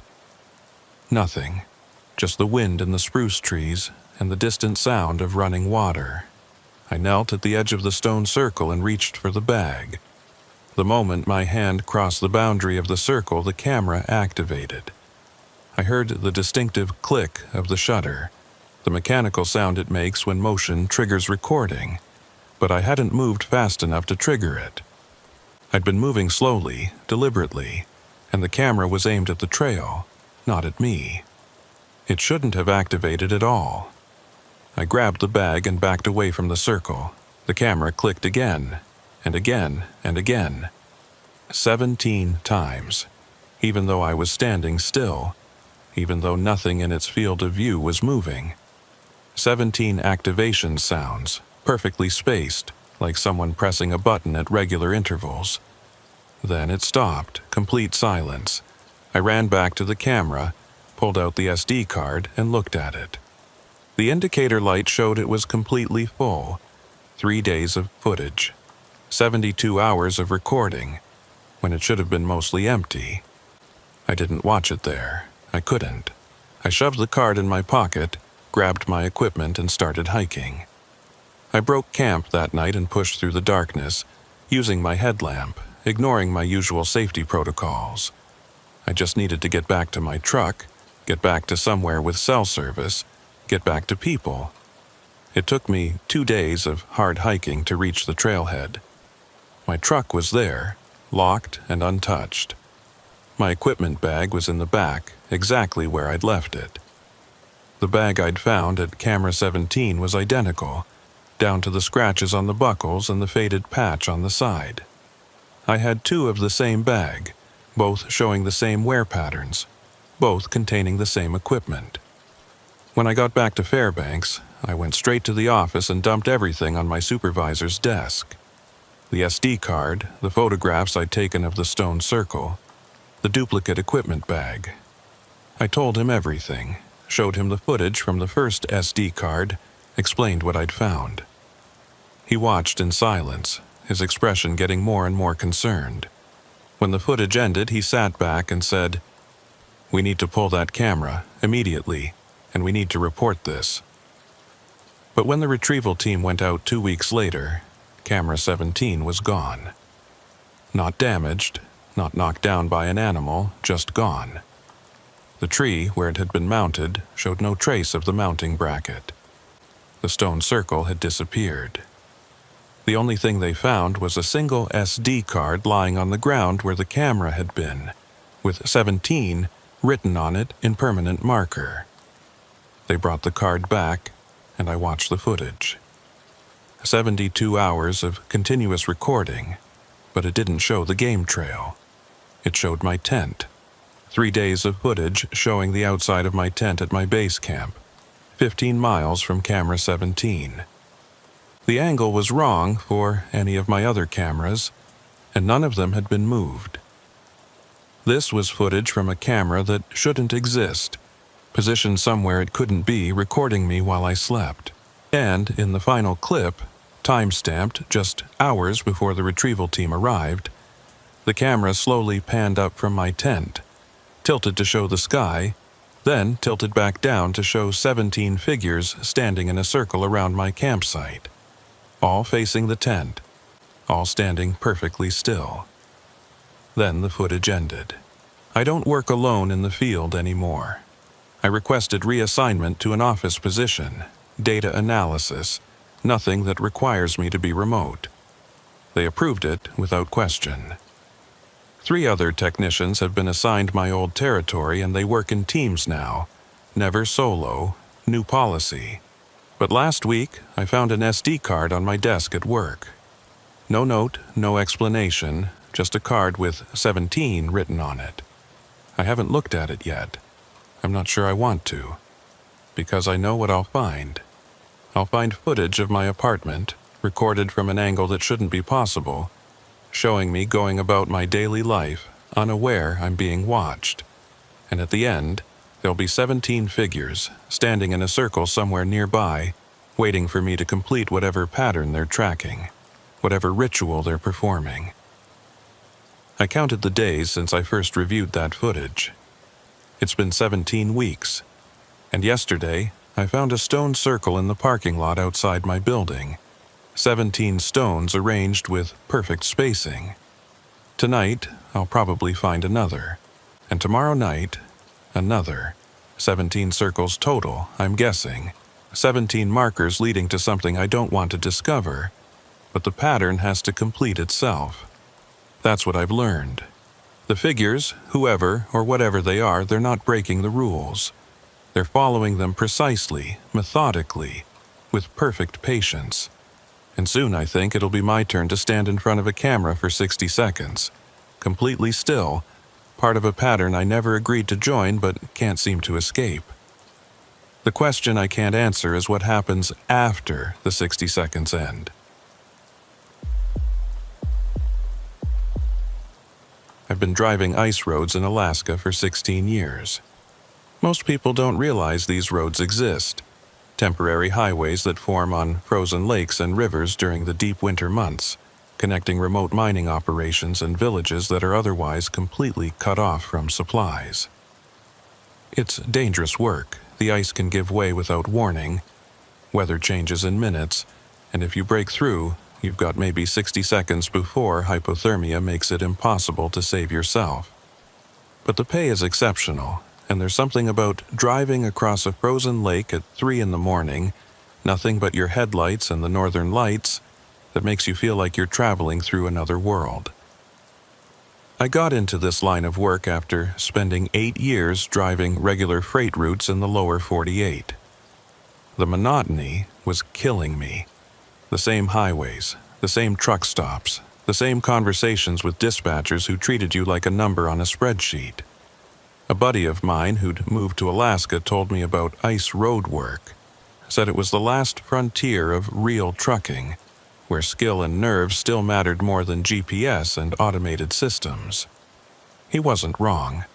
My first season, I nearly quit after the second week. The isolation gets to you in ways you don't expect. You can drive for hours without seeing another human being. Nothing but white landscape stretching in every direction.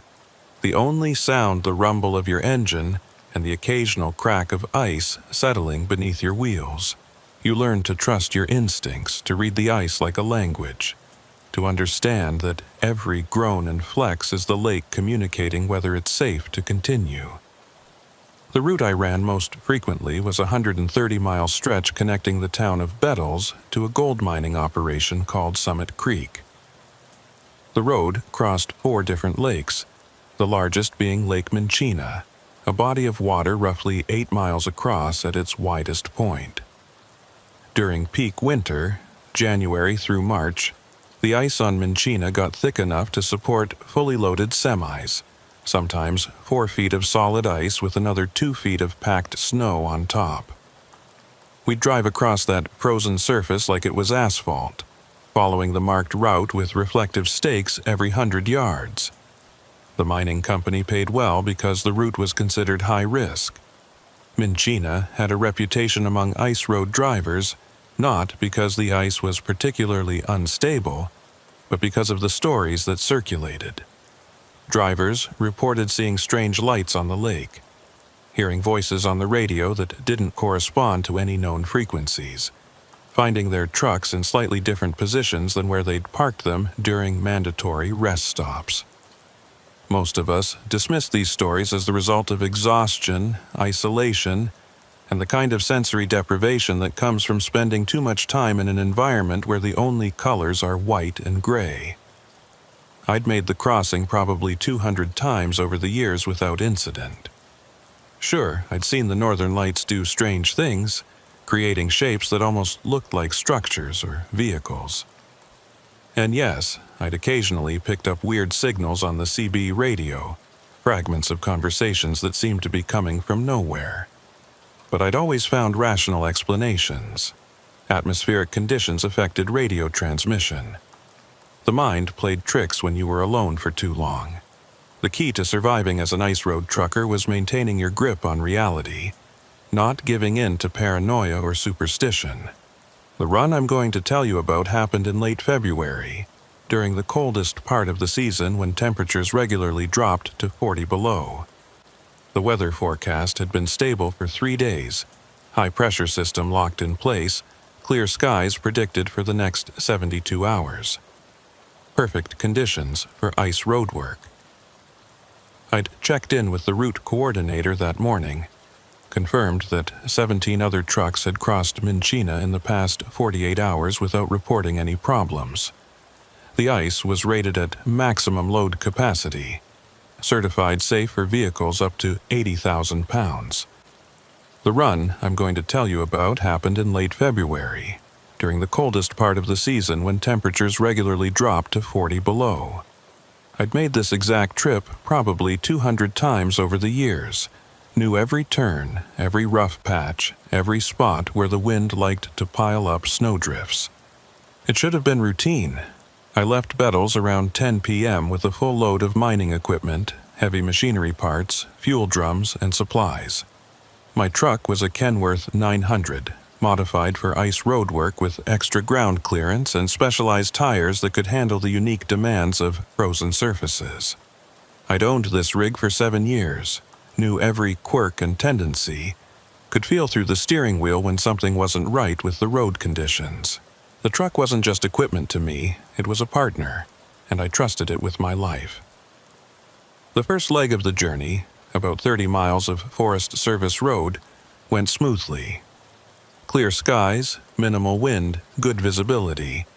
The stars were so bright they cast shadows, and I could see my breath crystallizing on the inside of the windshield despite the heater running full blast. I was making excellent time, ahead of schedule by almost 20 minutes. I'd planned to cross Minchina, take a short break at the checkpoint on the far shore, then complete the remaining 40 miles to Summit Creek before dawn. I reached the approach to Lake Minchina around midnight. The entrance to the ice road was marked with large reflectors and warning signs about weight limits and speed restrictions. There was a small warming shack at the staging area where drivers could check in, review ice conditions, and wait for clearance to cross.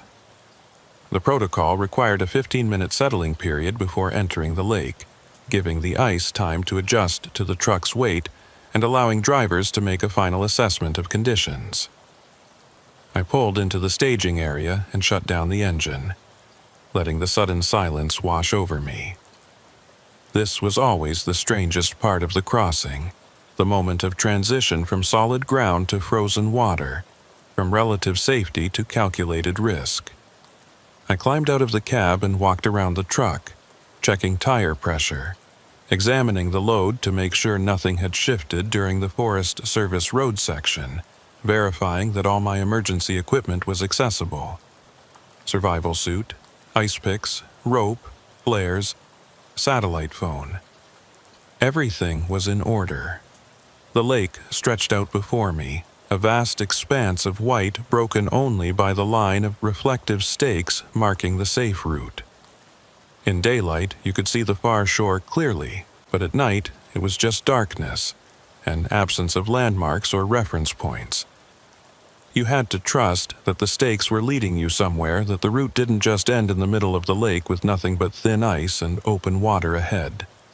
I spent the required 15 minutes in the warming shack, drinking coffee from my thermos and reviewing the route map one more time, even though I had it memorized. The shack's logbook showed that the last driver had crossed 3 hours earlier, a regular named Tommy Hendricks who I'd shared radio conversations with dozens of times. He'd noted good ice conditions, no unusual activity, and estimated crossing time of 32 minutes. Standard stuff. I signed the logbook with my truck number, the time, and my planned route.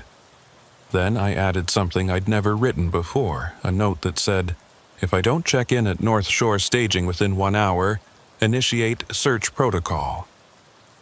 I'm not sure why I wrote it. Some instinct I couldn't name, some unease I couldn't rationalize. I almost crossed it out, but decided to leave it. I stopped at the staging area, as required, to let my truck settle and check that the ice conditions were stable.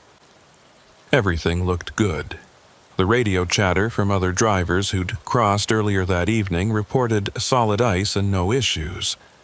I pulled onto the lake and immediately felt that familiar transition, the slight give of the ice under the truck's weight, the different sound the tires make on frozen water versus packed earth. It's subtle, but after years of doing this, you develop a feel for it. The ice felt strong, no cracking sounds, no unusual flecks. I settled into my seat and pointed the Kenworth towards the far shore, 8 miles away. The route across Minchina was straightforward, nearly a straight line from south to north, following the natural curve of the lake bed. The reflective stakes were clearly visible in my headlights, each one marking the safe corridor where the ice had been tested and certified. I kept my speed steady at about 25 miles per hour, fast enough to make progress but slow enough to react if anything went wrong. About 2 miles in, I noticed something odd. There was another vehicle on the ice, maybe half a mile ahead of me, also following the marked route. I could see its taillights, 2 red dots in the darkness, moving at roughly the same speed I was traveling. That wasn't unusual in itself. Ice road truckers often traveled in loose convoys for safety, but I hadn't seen anyone at the staging area, and the radio had been quiet for the past hour. No one had announced they were crossing. I tried hailing the other driver on the CB. "Breaker, breaker. This is northbound 1, crossing Minchina. Got a vehicle ahead of me about half a mile, you copy?" Nothing but static. I tried again, same result. Sometimes the cold affected radio transmission, or the other driver might have their radio off, or they might be running a different channel. It happened. I kept driving, watching those taillights. They maintained their distance perfectly, never getting closer, never falling behind, like we were locked in formation. After about 10 minutes, I noticed something that made me uneasy. The taillights looked wrong. They were too high off the ice, positioned like they belonged to a lifted truck or SUV, not a commercial vehicle. And they were too bright, with an intensity that didn't match any standard truck lights I'd seen. I tried the radio again. Unknown vehicle, northbound on Minchina. This is the semi about half a mile behind you. Can you identify yourself? Still nothing. The taillights continued ahead of me, unchanging, unwavering. Then they stopped. Just completely stopped, right in the middle of the ice road. I could see them clearly now, stationary, still glowing bright red. I eased off the throttle and felt the Kenworth begin to slow. The ice road protocol was clear. If you encountered a stopped vehicle, you maintained distance and offered assistance. Breaking down on the ice was one of the most dangerous situations you could face. I brought my truck to a stop about 50 yards back and activated my flashers. Then I grabbed my radio again. Vehicle stopped on Minchina northbound. This is the semi behind you. Do you need assistance? No response. I could see the taillights clearly, but I couldn't make out the shape of the vehicle itself. The lights seemed to be floating in the darkness, disconnected from any visible body or frame.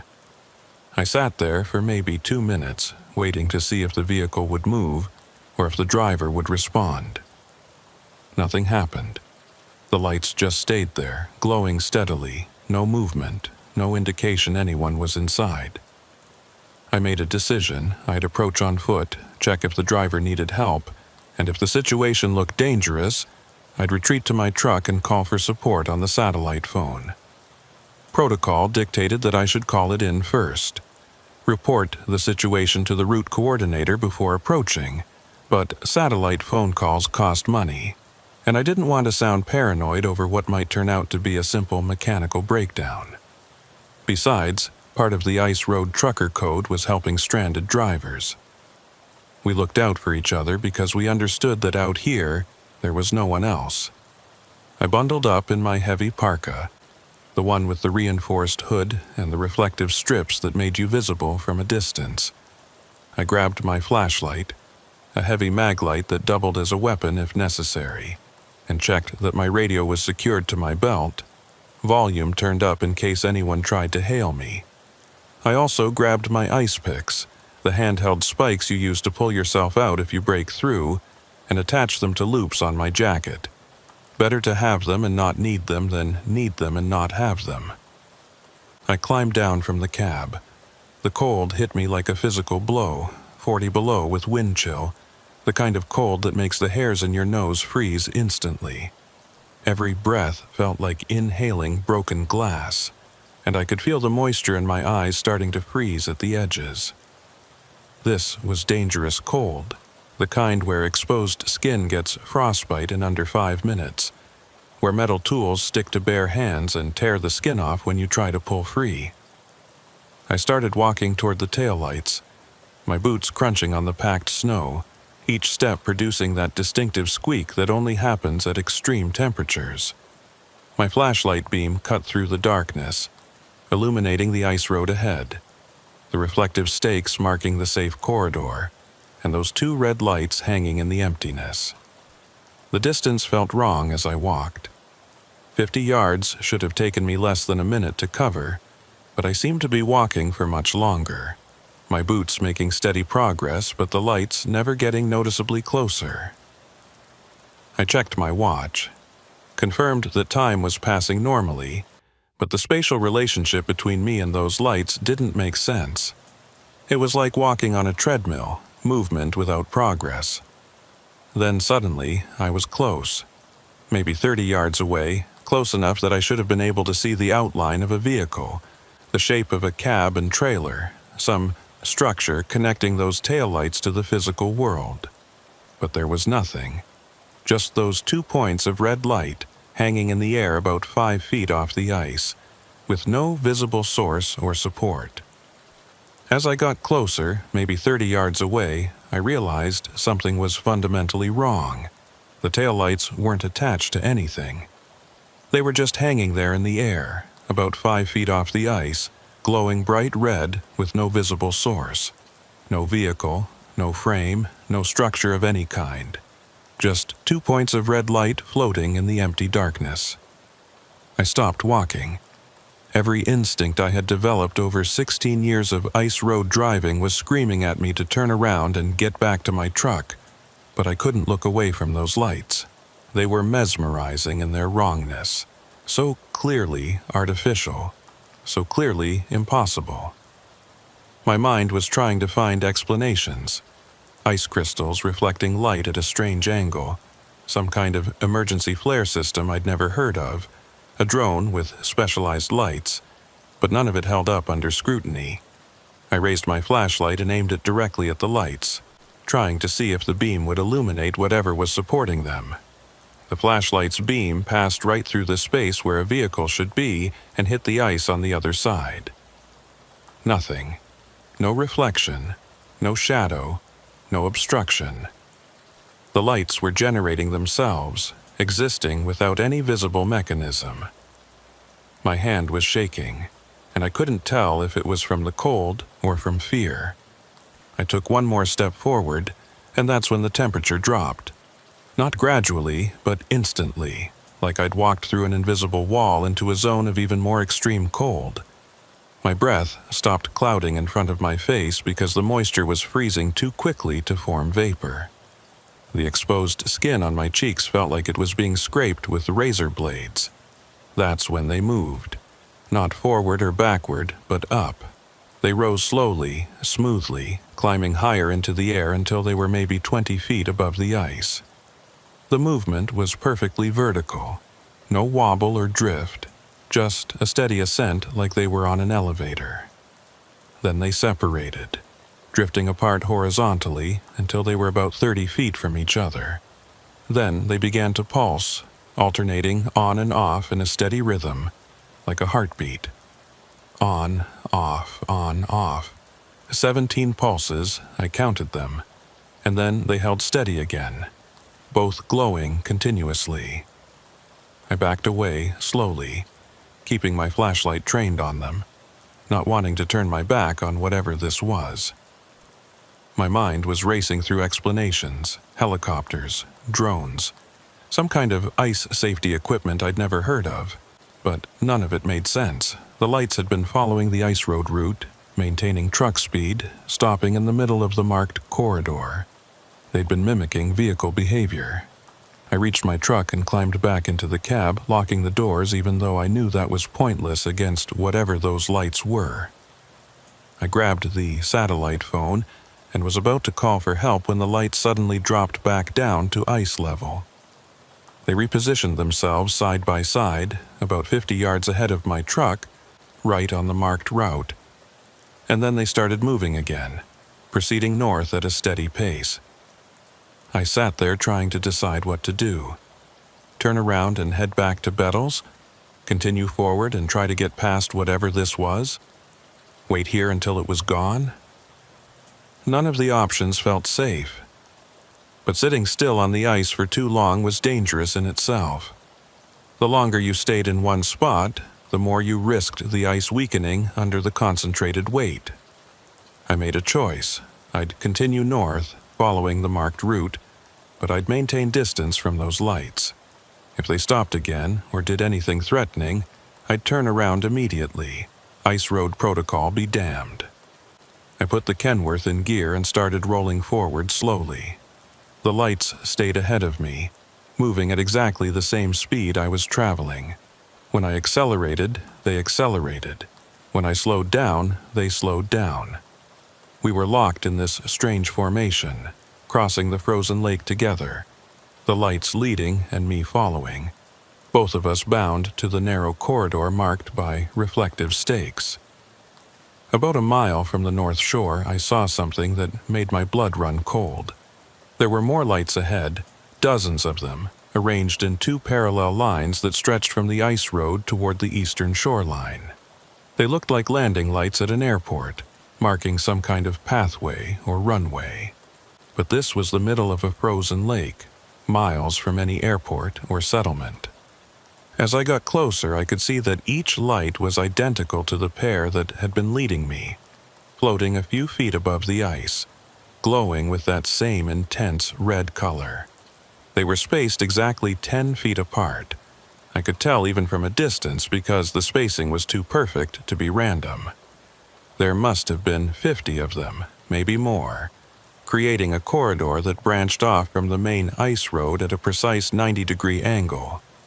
And at the end of that corridor, sitting on the ice, was something large and dark that I couldn't quite make out. The two lights ahead of me suddenly veered toward this new corridor, leaving the marked route and heading toward whatever was waiting at the end of those lines of lights. I had a choice to make: follow them or stay on the marked route and continue to the north shore.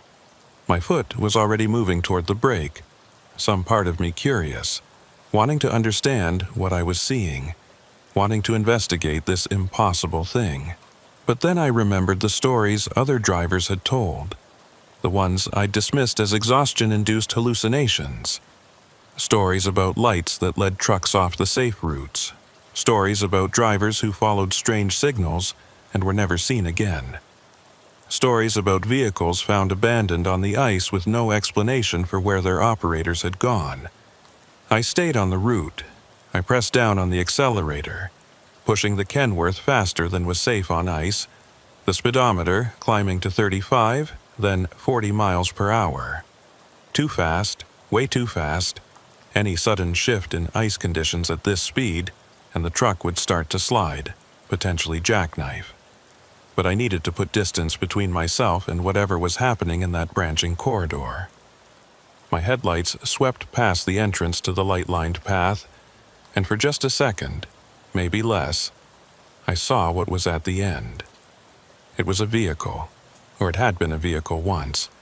A semi-truck, similar to mine, but wrong in ways that my brain struggled to process.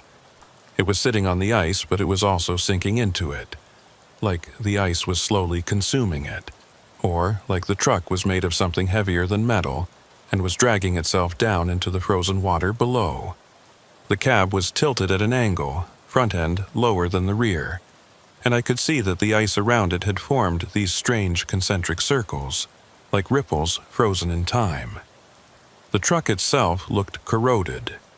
Surfaces that should have been smooth were rough and pitted, and the paint had this quality like it had been exposed to acid or extreme heat. Windows were dark, empty, no indication anyone was inside, but the engine lights were on, glowing a sickly yellow-green. And arranged around it in a perfect circle were figures, maybe a dozen of them standing completely still, all facing the truck. They were human-shaped, roughly, but their proportions were wrong. Too tall, limbs too long, heads tilted at angles that shouldn't be possible without broken necks. They wore what looked like winter clothing, parkas and boots, but the clothes hung on them strangely, like they didn't quite fit the bodies underneath, or like the bodies weren't solid enough to fill the garments properly. What terrified me most was their posture. They weren't moving at all, not swaying in the wind, not shifting weight from foot to foot, not showing any of the small unconscious movements that living things make. They were statues, or they were dead, or they were something that had never been alive in the way I understood life.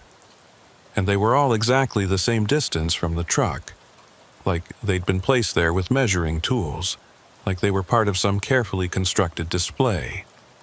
I forced myself to look away, to focus on the road ahead, to ignore the image that was burning itself into my memory. The North Shore was close now, maybe half a mile. I could see the reflectors marking the exit point, the solid ground beyond, the small warming shack where I was supposed to check in and confirm safe crossing.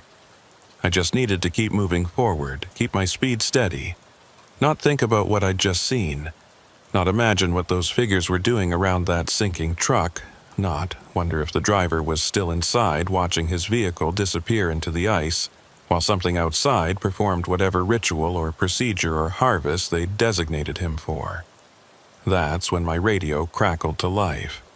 A voice, male, calm and emotionless, came through the speaker. "Northbound 1, you're deviating from protocol. Please reduce speed and prepare for inspection." I hadn't deviated from anything. I was following the marked route exactly, heading straight for the shore.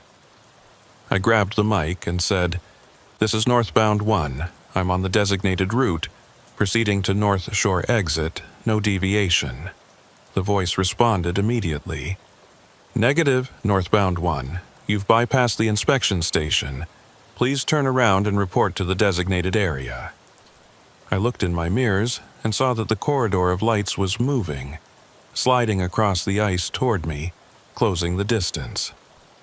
The figures around the sinking truck had turned to face my direction, and ahead of me, blocking the exit to shore, were more lights, descending from somewhere above, forming a barrier between me and solid ground. I made a decision that broke every rule of ice road driving. I cranked the wheel hard to the left, taking the Kenworth off the marked route, heading toward unmarked ice. The risk was enormous. The ice might be thin. There might be pressure ridges where ice sheets had collided and buckled upward. There might be spots where underground currents kept the water from freezing completely, leaving thin shells that would collapse under the truck's weight. Open water meant certain death at these temperatures, but staying on the marked route meant driving into whatever those lights wanted, and every instinct told me that would be worse than breaking through the ice. The truck lurched as it left the packed snow of the marked route and hit rough ice. The change in surface was immediate and violent. The steering wheel jerked in my hands as the tires found purchase on uneven ice. Some spots smooth as glass, others rough with frozen spray. I could feel the surface changing under the tires, some spots solid, others with that dangerous flex that meant thin ice. That subtle give that told you the ice was bending under the weight, about to crack, about to give way completely. The Kenworth's weight was working against me now. On the marked route, the ice had been tested, reinforced with regular traffic, compacted snow adding insulation and strength. Out here, I was the first vehicle to cross this section, maybe ever, and the ice was reacting to the concentrated pressure of 80,000 pounds distributed across 18 wheels.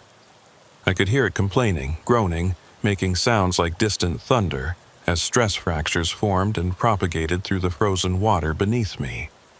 I kept moving, steering around darker patches that might indicate weak spots where the ice was thinner, or where water might be seeping up through cracks. The headlights picked up subtle variations in surface color, and I'd learned over the years to read those variations like a map. White ice was usually solid, formed from compacted snow and frozen precipitation. Blue ice was pure, frozen water, could be strong or weak depending on thickness. Gray ice meant new ice, recently frozen, definitely dangerous.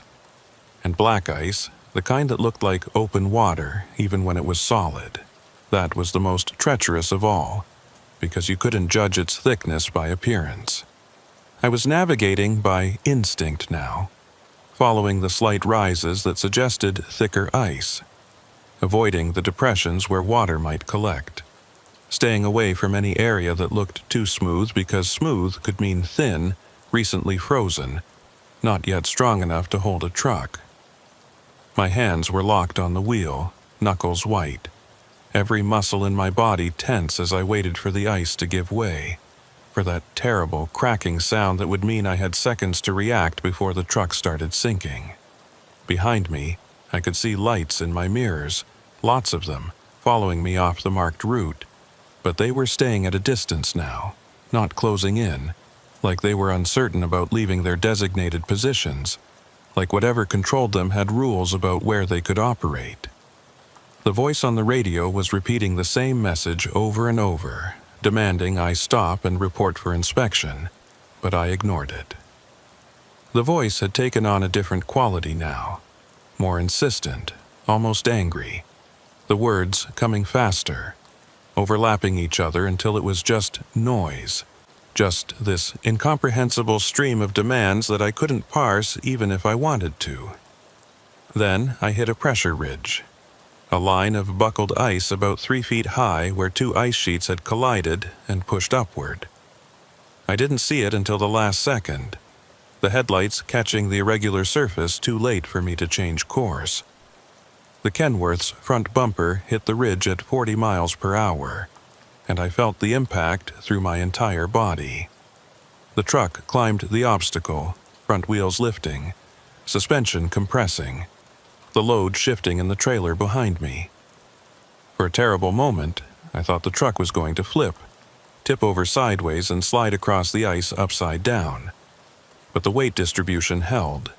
The front wheels came down hard on the other side of the ridge, and I kept moving.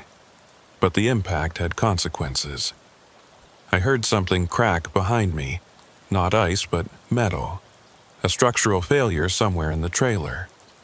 I checked the mirrors and saw that the load had shifted, containers moving in the trailer, weight redistributing in ways that could affect the truck's handling. And worse, I saw a dark line forming on the ice behind me. A crack propagating from where I'd hit the pressure ridge, spreading outward in both directions like a zipper opening. The ice was failing. Not completely, not catastrophically, but I damaged it, weakened it enough that it might not hold if I stopped or slowed down. I had to keep moving, maintain enough speed to distribute the weight, to cross weak sections before they could fully crack beneath me. It was a gamble. Moving fast increased the risk of hitting another obstacle, but moving slow meant giving the ice time to fail. I aimed for the eastern shore, the nearest solid ground, even though it meant crossing 3 miles of unmarked lake. It was the longest 3 miles of my life. Every crack in the ice, every shift in the surface, every groan of the truck's weight settling felt like a death sentence. I passed over sections where I could see water through the ice, black shapes beneath the white surface that might have been rocks or might have been depths I didn't want to think about. I passed pressure ridges that I couldn't avoid, hitting them at angles that made the truck shudder and the load shift even more. And all the while, those lights followed me, maintaining their distance, pacing me, never falling behind and never closing in, just tracking my progress like they were documenting something, recording my attempt to escape for whatever purpose they served. I reached the shoreline and drove up the natural ramp where the ice met land, the Kenworth's engine roaring as it climbed onto solid ground. I didn't stop. I kept driving, following what looked like an old mining road into the forest, putting distance between myself and the lake. The lights didn't follow me onto land. I watched my mirrors and saw them stop at the shoreline, hovering at the ice's edge like they were bound by some invisible barrier. Then, one by one, they began to rise into the air and drift back toward the lake, returning to whatever positions they'd come from. I drove until dawn, taking any road that led away from Minchina, not caring where I ended up as long as it was far from that lake. Eventually, I found a highway and followed it south to Fairbanks. I abandoned the truck at a rest stop and caught a bus to Anchorage. The mining company reported the truck stolen and filed an insurance claim. They also terminated my contract for abandoning a load and violating ice road protocols. I didn't fight it. I didn't tell them what happened. Who would believe me? I'd abandoned an $80,000 truck and a $250,000 load because I saw some lights on the ice and heard a voice on the radio. That's not an explanation that holds up under scrutiny. That's not something you put in an incident report without expecting to be drug tested and psychiatric evaluated. I spent 3 weeks in Anchorage not doing much of anything.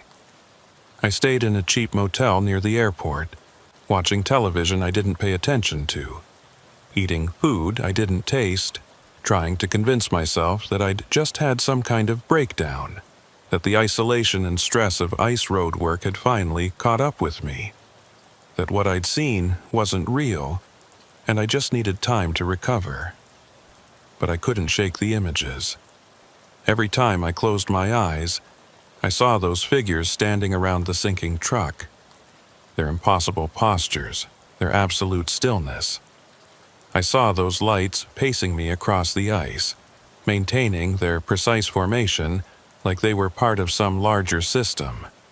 And I heard that voice, calm and emotionless, insisting that I return for inspection, like I'd missed an appointment, like I'd failed to complete some required procedure. I tried researching similar incidents, spending hours in internet cafes searching for reports of strange lights on Alaskan lakes, unexplained disappearances of ice road truckers, anything that might validate what I'd experienced. I found plenty of stories, forums full of people claiming to have seen unusual phenomena in remote areas, but most of it was clearly fabrication or misidentification. Aurora borealis mistaken for something else. Aircraft lights seen at odd angles. The usual collection of conspiracy theories and attention-seeking narratives. But I also found some accounts that resonated.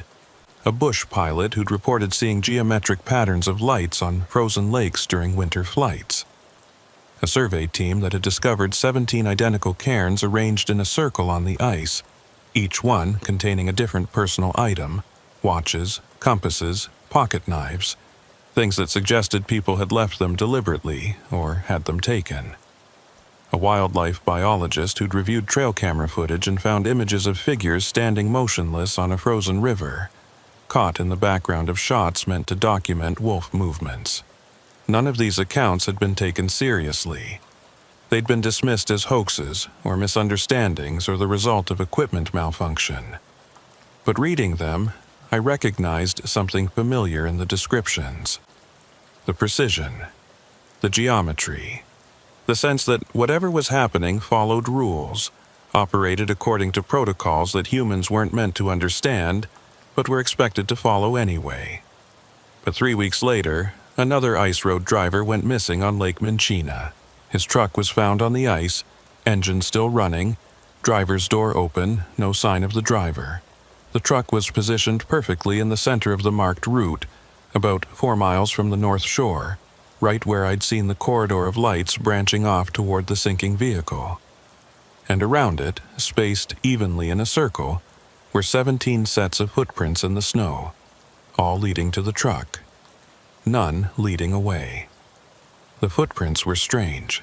They were all identical in size and depth, like they'd been made by the same person walking in a circle 17 times, or by 17 identical people walking single file. The tread pattern didn't match any boot the missing driver owned, and forensics couldn't determine how old the prints were because the temperatures had been so stable that there was no degradation, no wind fill, no way to establish a timeline. Search and rescue spent 5 days looking for the driver. They never found him. But they did find something else, a corridor of shallow holes in the ice, each one about 6 inches deep, arranged in 2 parallel lines leading from the ice road toward the eastern shore. The holes were spaced perfectly, exactly 10 feet apart, like they'd been drilled with surveying precision. And at the end of that corridor they found a piece of equipment that didn't match anything the missing driver had been hauling. A rectangular metal box with no markings, no identifying information, sealed shut with bolts that looked like they'd been fused to the metal. The box was about 3 feet long, 2 feet wide, maybe 18 inches deep. Heavy, made of some kind of steel alloy that the investigators couldn't immediately identify. There were no seams visible, no obvious way to open it except by cutting through the bolts. They brought it to a lab in Fairbanks for analysis, and it took them 3 days with industrial cutting tools to get it open. When they finally got the lid off, it was empty inside. Completely empty. Just smooth metal walls and a small, battery-powered light mounted to the ceiling that glowed bright red. The light was still on when they opened the box, and according to the technicians, the battery should have been dead years ago based on its capacity and the power draw of the LED. But it was still functioning, still glowing, like it was drawing power from some source they couldn't detect. They found one more thing inside the box. Scratched into the smooth metal floor, barely visible, were 17 tally marks. 4 vertical lines crossed by a diagonal, repeated 3 times with 2 additional marks beside them. Like someone had been counting something, keeping track of a process, marking off events or stages or captured targets. I heard about all this from a friend who still works in the industry.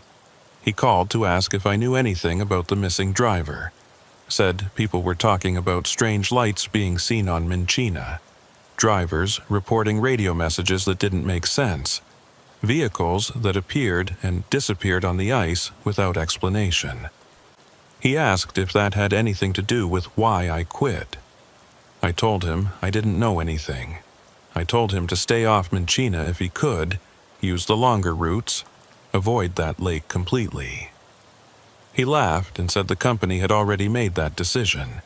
They'd closed the Minchina crossing indefinitely, citing unstable ice conditions. But he said they were planning to reopen it next season after conducting safety inspections. I wanted to tell him not to go back there, that the ice conditions had nothing to do with why they should keep it closed, that there was something on that lake that followed rules I didn't understand and had purposes that didn't include our survival. But I knew how that would sound. Paranoid, unstable, the ramblings of someone who couldn't handle the pressure of ice roadwork and had invented an explanation for their own failure. So I just said, "Be careful," and ended the call. But I couldn't leave it alone. I kept thinking about those 17 tally marks in the box, about the 17 footprints around the missing driver's truck, about the 17 times those lights had pulsed before settling into steady illumination. The number was too consistent to be coincidental. It meant something. It was part of the system, part of the protocol I'd failed to complete. I started noticing the number everywhere. 17 steps from my motel room door to the elevator. 17 vehicles in the parking lot outside. 17 items on the menu at the diner where I ate breakfast. I knew I was looking for it, that confirmation bias was making me see patterns where none existed. But I couldn't stop counting, couldn't stop tracking the recurrence of that number in my daily life. That was 4 months ago. The ice on Minchina has melted now, open water until next winter. But I've started seeing things that make me think whatever was on that lake hasn't stayed there. 3 nights ago, I woke up at 2 a.m. and looked out my apartment window. There, in the parking lot below, were 2 red lights, hovering about 5 feet off the ground, positioned exactly like taillights. They stayed there for 17 minutes, I counted, timing them on my phone's clock, watching as they pulsed in that familiar rhythm, on and off, marking time in a way that felt deliberate and patient. When they finally left, rising straight up into the air until they disappeared into the night sky, I went downstairs to examine the spot where they'd been. The asphalt was covered in frost despite the relatively mild temperature, and in that frost were marks. 17 small circles arranged in a pattern I didn't recognize, but that felt meaningful, like symbols or coordinates or instructions written in a language I couldn't read. Last night, my phone rang at 3 a.m. When I answered, I heard that same calm, emotionless voice from the radio. "You failed to report for inspection. The designated area is still waiting. Please return to complete protocol." I hung up. But when I checked my phone this morning, the call log showed 17 missed calls from unknown numbers, all received while I was sleeping, all lasting exactly 60 seconds. I listened to the voicemails, and they were all the same. That voice, repeating the same message over and over, with slight variations that might have been degradation from recording and re-recording, or might have been the voice learning, adapting, trying different approaches to get me to comply. The inspection must be completed. Protocol requires your participation. The designated area is still waiting. 17 units require processing. You are the final component. That last message bothered me more than the others because it suggested I wasn't just a random driver who'd escaped something I shouldn't have.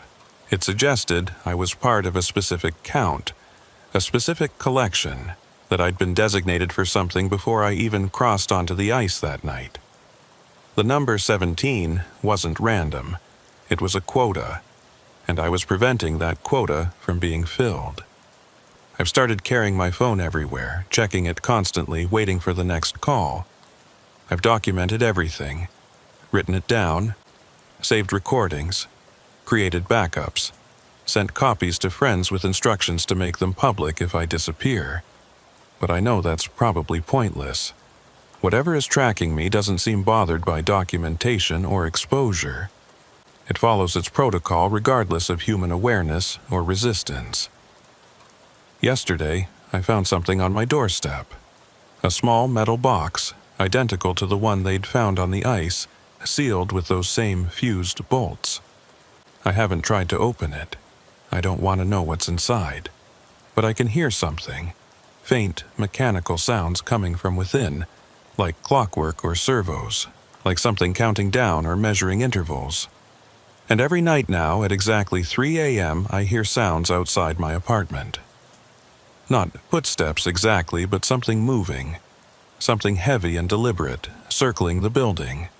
17 circuits. I've counted them before whatever it is stops directly outside my door. It stands there in the hallway for exactly 60 seconds. I can see the shadow under the door. I can hear the slight creaking of floorboards under weight. Then it leaves, and I'm alone again until the next night.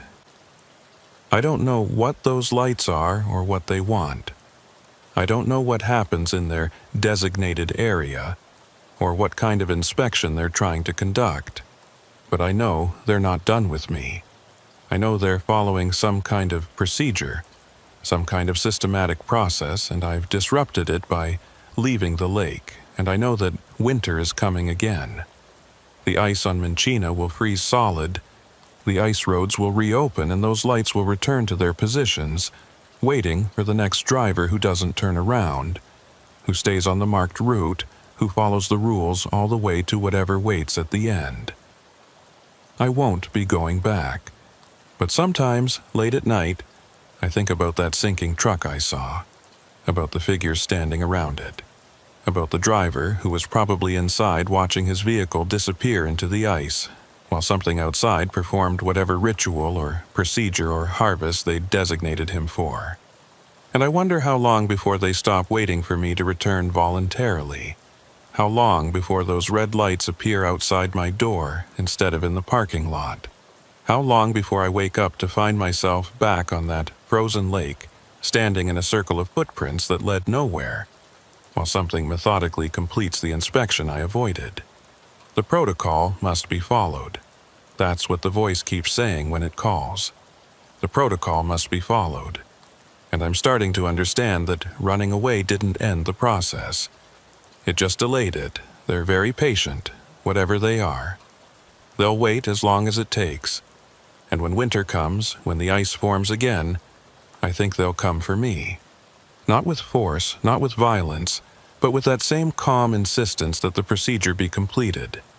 I'm telling you this now because I need someone to know what happened, in case I disappear, in case next winter comes and I'm not here anymore, in case someone finds my apartment empty, my phone showing 17 missed calls from unknown numbers, my last known location somewhere on the ice road crossing Lake Minchina. If that happens, don't go looking for me. Don't cross that lake. Don't follow the lights. Just remember that some routes should stay closed, some roads shouldn't be traveled, and some inspections aren't meant for humans to pass.